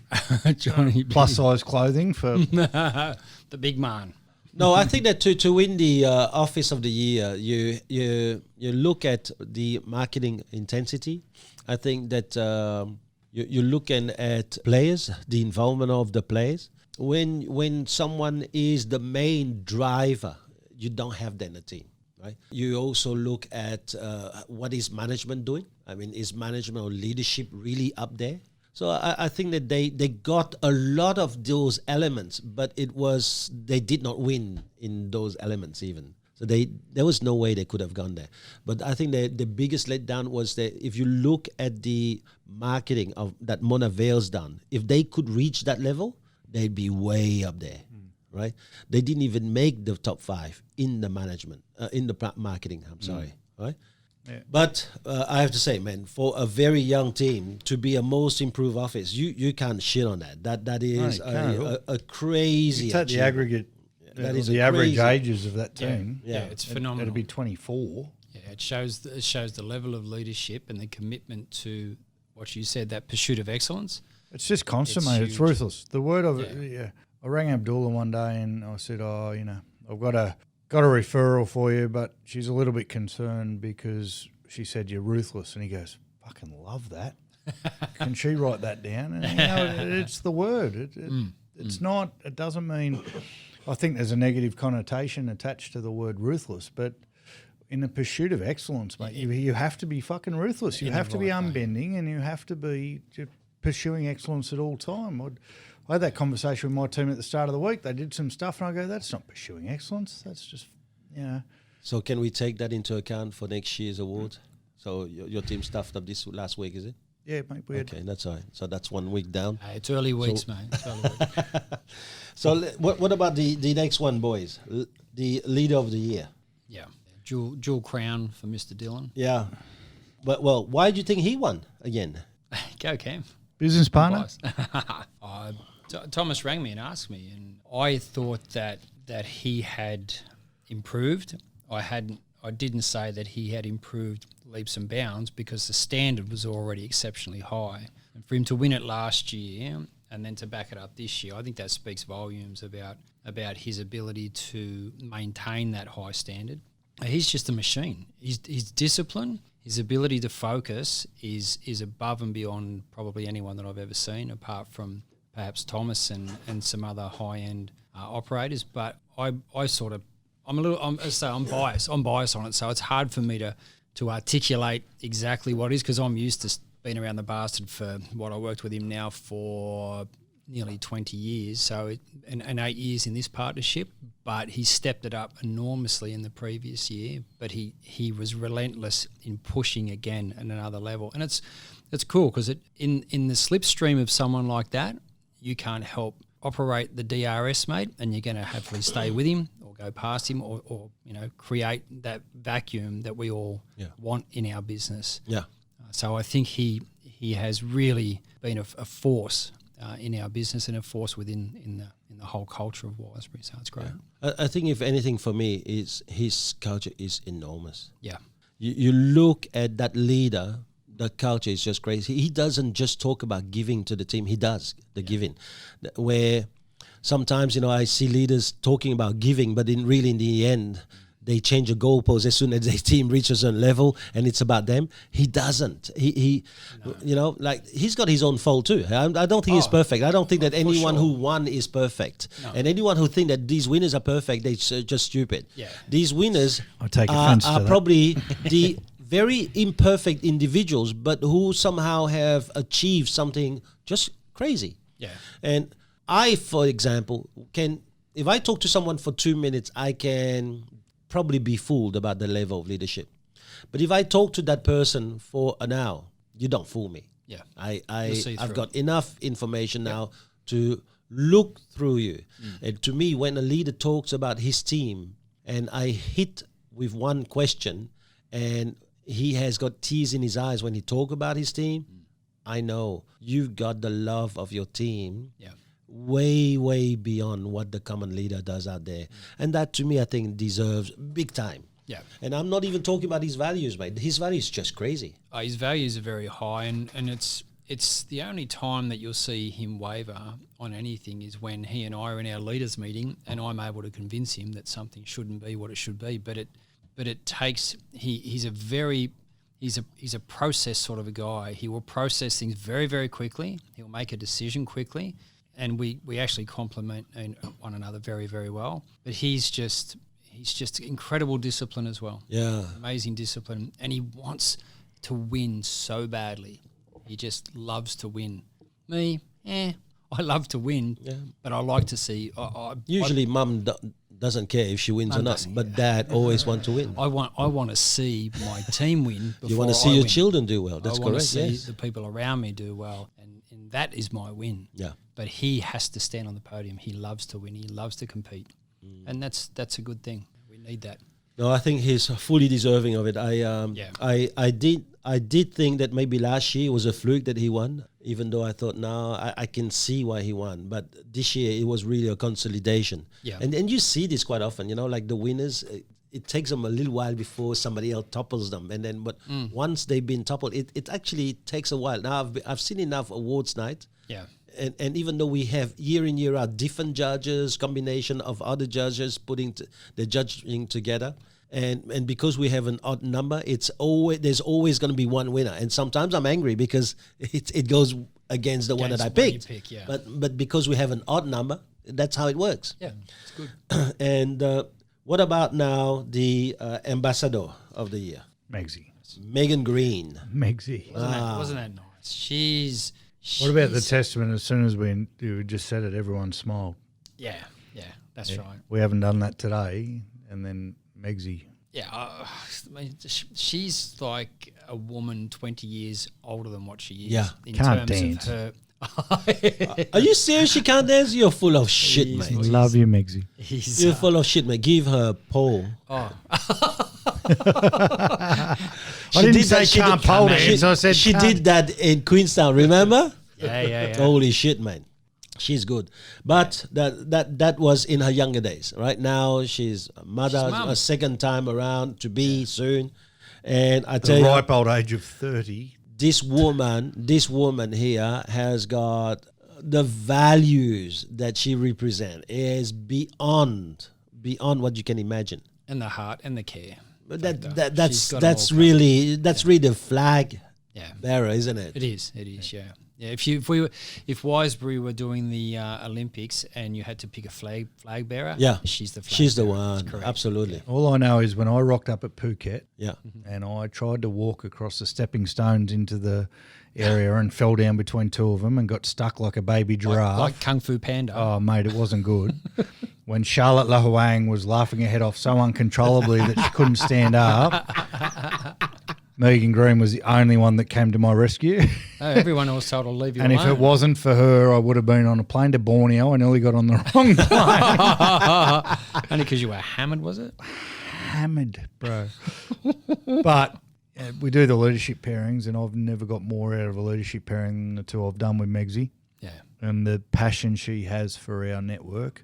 Yeah. And we're talking about Wiseberry Ambassador. We're not talking about other stuff. The passion she has for our network and what we're trying to achieve, and to have a month-long conversation about that it's fulfilling, it's enlightening, and that's why we all smiled when Meg's name got read out, and that's why we all smiled. What about the journey there? What about the journey from starting with Darren and I've only been and talking to her parents about going into real estate, and her mum telling her there's no way you're doing that, from that point there to where she is now, and her parents couldn't be more proud of her. No, I know. I remember that when they did the opening in Hoang, I spoke to her parents, and they really said, we cannot believe her journey. Yeah. And I have to say, I think it was, there's always two awards that Veronique and I have to give on the night. It's one of them is the ambassador, and for us, it's a huge thing. It's a big right? one. It represents us should something happen to us. This is how important that is, Yeah, that was a good explanation by you guys on that night, and it gave it a whole different layer, because people don't think past that point, particularly because you're still young. But you, as a CEO, you and Veronique as overseers of the business, runners of the business. Is there such a word, runners of the business? The founders. The founders, you look beyond. He hasn't run for years. Look at him. It's a treadmill at your place, isn't there? Yes, I know, but it's never Great gone for past drying 1 shirts. kilometre per hour. It's great for drying shirts. But the only reason it doesn't go over 1 kilometre per hour is because I want to look after it, keep it for a long time. It's got to be a journey, right? It's not a sprint. So this The validation comes from the room. Like I don't remember much about that night. It took me 7 days to recover, but I remember the cheer. energy in that room when her name got read out for that award. I remember, yes. And you drank as much wine as me at lunch that day, so we were both in a similar heard No, about I state. wasn't. I can recuperate, man. So, but Well, you had to sleep. she did well. She did well. No, but I was so proud. When Wasn't that nice. name got read out, the whole mood in the whole room changed. Yeah. And that's not to say that the energy wasn't there for other awards, but But it was a lift, you know, wasn't it? and that's the true indication. That's It's respect, isn't it? So yeah, good Everyone work, loves Megsy. Megsy. Everyone loves Megsy. Oh, well, coming to the last one now, boys. Office of the Year. What a night. Rubbish. Got A robbed hoax. for that as It's a well. hoax. What a night. Mate, It but was down a there, there's only huge one night. road in and one road out of that joint. Yeah. Hey, What do you mean you got robbed? Your Robbed. name's not even in that one. exactly, robbed. Yeah, who was on the judging panel? Well, I didn't get to We pick that can't one. tell you who Troy. it is. No, I didn't get to pick that one. I wasn't on that panel. No, we can't tell you. It's a turn. Well done, boys. Thank you. Yeah. Well done. It was actually, I think Rod was half shot by then, and he's whacking me on the back of the collar and the head, saying, You couldn't notice "This is in the his big one. speech. Here's the big one. Here's the big one, Howie." And I'm saying, "Mate, settle down. There's one other office I think ahead of us on this one." Yeah. I said, "Just settle down." And then the best part of it was the reaction from the team. Like, that was massive to feel that energy Yep. around. I sort of went the opposite of what I normally would. I went a bit quiet and thought, "Oh wow, is this normal. He real?" whacked the shit out of you on the neck before that. So. I'm half concussed, right? But bashed by a dwarf. the reaction, you can't say that. Oh, when he grows up, he'll be. The reaction from the team and I think the newbies in the team, the new guys, that was awesome as well. But the amount of hugs and the emotion of it was really special, to the point where Kristen Ohl was trying to get us on stage, and we're all just still going to each other and hugging, and Jody and Sharon and the wives that are in the background, or the partners that are in the background. That was really good for them. It was special for them. What do you think? Because Thomas has still got the second envelope in his pocket. Right. That is Talk true. So why backup team. Why are you Office of the Year? If from an inside perspective, I would have to say we've thought about this and we actually discussed it. And You'll answer soon. my personal thoughts were that because of the culture and across the board, I think we do things very well. But I think the care factor that we have with our team. What did you do better than everybody else this year? You'd You're have the to Office ask the of the Year, judges that, mate. You'd have to ask the judges that. In your own opinion. In my opinion, it was the fact that we played team. You can be a team of champions or you can be a championship team. And Yes! I think that we were the championship team. Yeah. I think that we played as a team. We practiced as a team. We trained really hard. We rarely missed a session. And when the chips were down, when we lost Joe to that terrible accident. Come on, man. The You thing guys about it really is- came together, man. You did a bloody good job there when that happened. Yeah, and what happens in those circumstances Yeah. is the true colours come shining through. So I just want to go back here. You're quite emotional now as you're talking about this. This is why he's interrupting it, because he is obviously coming from that kind of fucking upbringing where boys don't cry. Yeah. But No, I want him to fucking get a moment. there's only the three of us, and the whole world is going to be listening to this podcast afterwards. But why these tears, man? Probably because when you see people step up like that, that's the true nature of a team. And yeah, it was a very difficult time. Someone almost lost their life. We had to deal with the emotional part, the business part, ringing her partner to tell her husband what had happened on the spot. just going back to the office afterwards was very hard to face the team. But we rallied around each other. So that's when I knew that we had a team that couldn't be threatened, that couldn't be beaten, that would always back each other. And that's when you got your back to the wall. You know what sort of team you have and what sort of partners you have. And and even the network, the calls that we got from other offices was really encouraging. And even people in the street would stop us and say, "How's that lady?" Even if they didn't know her name, "How's that lady?" Yeah. And it's today she had her last operation today on her thumb to reattach the tendon. So even more than 6 months after the incident, there's still ongoing work to be done. But we really took some heavy blows. The pressure that was on the property management team was phenomenal because we had to try and keep the pace going and bring other staff in to try and make sure that was done. Still put on that brave face, still drive the team. And there's plenty of other teams out there, I'm sure, who could do that. But Rod and I knew that we had a great team. We could see what those guys were prepared to do for each other in that moment of crisis.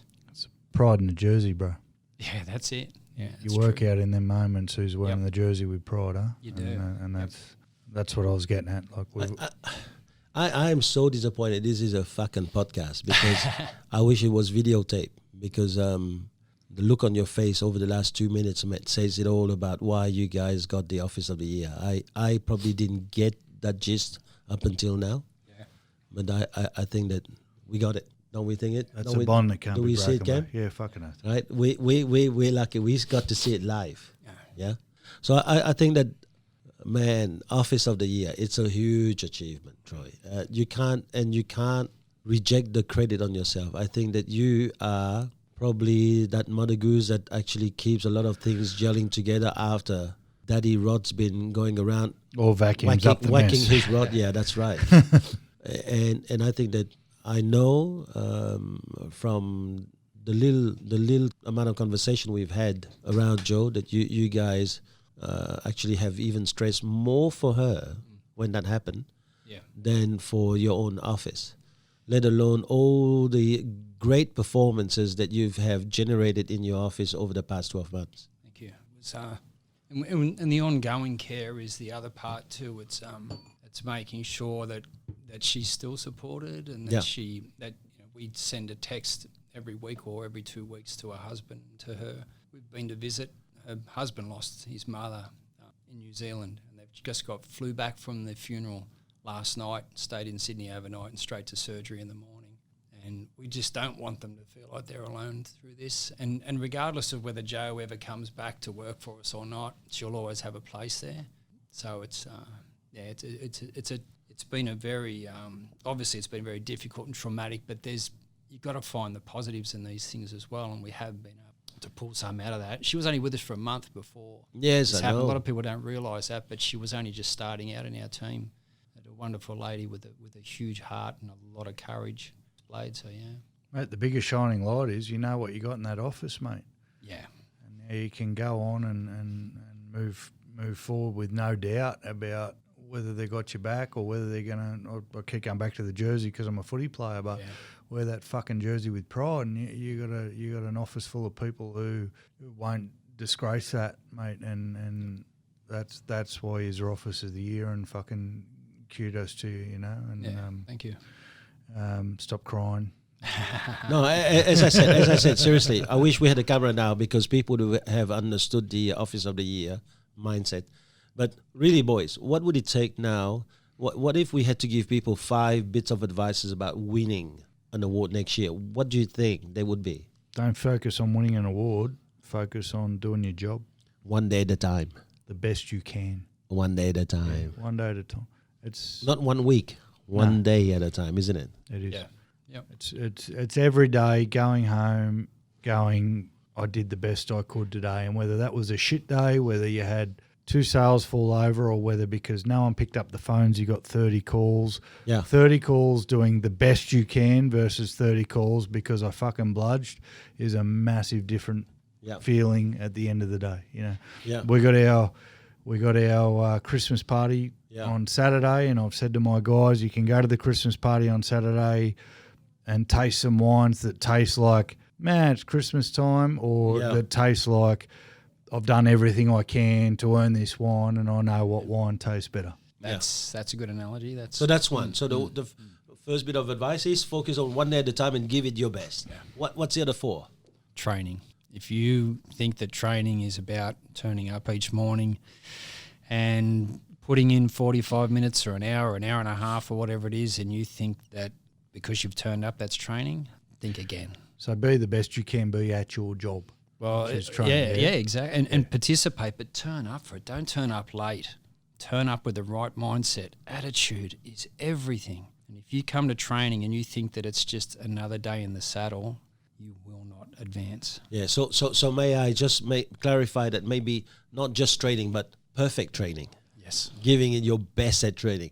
Otherwise, don't even turn up. Perfect practice makes perfect, not practice makes perfect. Yeah, correct. Very good. So what's the number 3? Earn it, don't ask for it. Yeah. I don't know how to elaborate on that, but just fucking go out and earn it. Just do it. Make it happen. Don't expect it. Yeah, but maybe it's a bit broad for some people. Like today I was doing my last day of recruiting, and one of the ladies was saying, oh, we don't even have this microsite stuff of the salesperson back in the office. So we don't even do those pictures that sends things to the microsite. So, and I said to them, okay, so what are you going to do? Oh, well, as soon as I go back to the office, I'm going to let them know that we need that. I said, no, that's what losers do. Winners make it happen. Yeah. Losers demand for that thing. Winners make it happen. And then the entire team, because they see you do it well with this, they will now say, from here on, we'll have to adopt that because that's working. So winners don't demand stuff. They earn it. Yeah. So be solutions focused, not problems focused. Yes. Right. Is that your number 4? Is that silly number 3? Can probably go into both. But No. So we'll do it number 3, man. We're much better than that. We don't have to dilute ourselves. So what's number 4? Associate with the right people. Find the winner. Okay. Find the winner and go and spend time with that winner. But what is associating with a winner? Because I've seen people who associate with winners when things go well and when they hear the bit they like to hear. Yeah. And as soon as they hear the bit they don't like to hear, they go, whoa, maybe that's not the winner I want to hang around. And sometimes they use the excuse of, I need a little bit of my alone time. And they find any way to try to avoid the crowd, when really, right deep down, really it's their vanity, right? Correct. Because they're not hearing the things that they want to hear. They're now going to be looking for a loophole in it, or a way to sidestep. Yeah, to sidestep and find something else, something that's going to really sing the song they want to listen to. Yeah. So find someone who's done what you want to do. Yeah. Ask them questions and don't fucking question their answers. And drop the ego at the door. You won't go to someone. You want to make $1 million in a year, find someone who's made $1 million a year, and when they say this is how I did it, don't go, oh yeah, but. Yeah. Drop the oh yeah, but. There's no buts. Hey, well, there's no oh yeah, but, because you've rang that person, you've asked that person. Yeah. So but you talk about association. I find it's very hard, and one of the revelation I had over the last few weeks is I am actually the worst kind of association you can have, right? Because I am not interested in being the association that tells you how good you're doing. I am the kind of guy that will aim to see what's the ultimate that I see in you being. Why is that a bad association? And then I go. Because no one ever calls you back. They don't, mate. Eh? Because no one ever calls you back. They get one phone call with you. They see where you're going to push them to. And they get uncomfortable. And that's the end of the phone calls. Yeah. I'll wrap that up in get comfortable with being uncomfortable. Yeah. We can make that number 5, or if that ties into number 4, but fucking get comfortable with being uncomfortable. Because if you're going to grow, as soon as you step outside your normal parameters, you're going to be uncomfortable. Yep. But that's where the growth comes. Every time you step outside your normal parameters get wider as the crow flies. Correct. Get uncomfortable with being uncomfortable. I learned that phrase once, and it was before I got into real estate, and my biggest fear in life is heights. Well, it's actually not heights, it's falling. Okay. Like, how am I going to get comfortable with being uncomfortable? Jump And I out went of a to plane? No, I went to Wet and Wild. I won't jump out of a plane. My missus is mad for that shit. I won't even try. But I went to Wet and Wild, and there was this one ride, mate, where you stand on a glass floor. Yeah. And it drops out from under you. Oh, and it drops you and down. you go around and around, and I sat looking at that fucker for 9 hours. And I went on every other ride in the park, and I'm like, am I getting comfortable with being uncomfortable? And swore at myself a few times. Yeah. And everyone in the whole of fucking Western Sydney knew when I was in that ride, because when the glass floor dropped, Just scream. I fucking swore. It was the longest fuck you've ever heard in your life. Fuck! And we went around loops and loops and loops and loops and loops. Did you do it again? But that was my way of trying to grow the comfort zone. And you know. No, he couldn't do it again. They had to change the entire water. Yeah. Well, I think we should put him in a plane. The perfect example was yesterday. You know, one of my guys who I Yeah. thought was going to be okay ran out of the recruit course, and he would not. What'd you do to him? I didn't do a He thing. would not do, challenge mate? himself to get comfortable with I didn't being do a uncomfortable. thing. What did he do? What happened? He can't do he couldn't do role plays. He was very uncomfortable in role plays. Oh, And I want to instead know of what having- he did. Yeah, what but did you say to him? No. Instead of having the mindset of role plays suck, I fucking hate role plays. Yeah. I hate them. The first year I was with the network. Every time we had a training session at Castle Hill and it was time for partner up with someone, I had to You'd go to the hide. toilet, bro. And Yeah, I watch was next time. busting, bro. We won't go into the first person I actually did a role play with. He's no longer with the network, but you got to be comfortable with being uncomfortable. Yeah. And no one's going to grow and no one's going to be successful if they don't. End of. No, I think that going back to this guy, he's a recruit. Yeah. Who We can learn something. who thought after going through opportunity day with Cameron thinking, I don't think you can. Yeah. He thought that coming down here, I was going to be able to turn him into magic. I'm sorry, mate.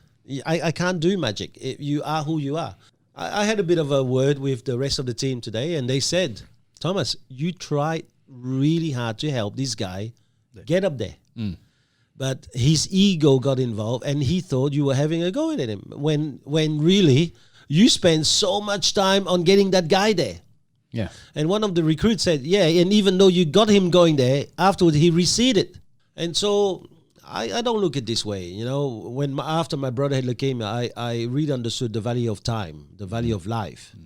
And for me, if I know I'm okay as a salesman, but if I was to really try and enroll and become a ballet dancer, I hope that someone who's really specialist into ballet dancing look at me and say, Thomas, you need to be thin for ballet dancing. Please don't enroll in ballet dancing, brother. Is that what the tutu's doing in the office here?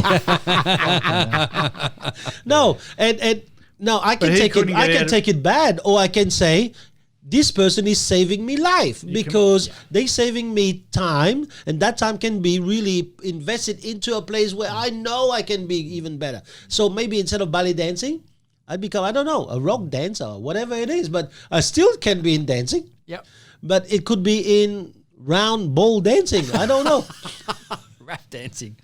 That guy's never going to be comfortable being uncomfortable. You will be in his comfort Yeah, I think zone. that was your fifth rule, isn't it? Yeah. I think that's the go. Be comfortable Being uncomfortable. with being uncomfortable. And find things that make you uncomfortable and do them on purpose. I won't jump out of a plane, but that ride at fucking Wet and Wild. So now you just gave the rule, and then suddenly like you broke the rule. broke the rule, I think that you should jump out of the plane before you can. We No, can I even saw a validate quote- this podcast. I mate. saw a quote yesterday that said, the key to living is do the things in life that truly scare you the most. And I went, Well, there you go. I'm so shit scared of getting eaten by a shark. Oh, well, we'll get him in Should, the is that cage. the key to fucking living? I'm like, there's context around everything. But I don't know, man. There are things that sometimes we don't have to do. Like I'm scared of being burned. Do I have to get burned before? no, well, that was a quote. And I'm like, the logical brain. The logical brain in me went, no way. I've just spilt wine all over TL's desk. So, emergency stations. Emergency stations, quick. Oh, onto the pate. Oh, the blue cheese, not the blue Oh, well. cheese. It looked like poo anyway. Oh well, people, we better go.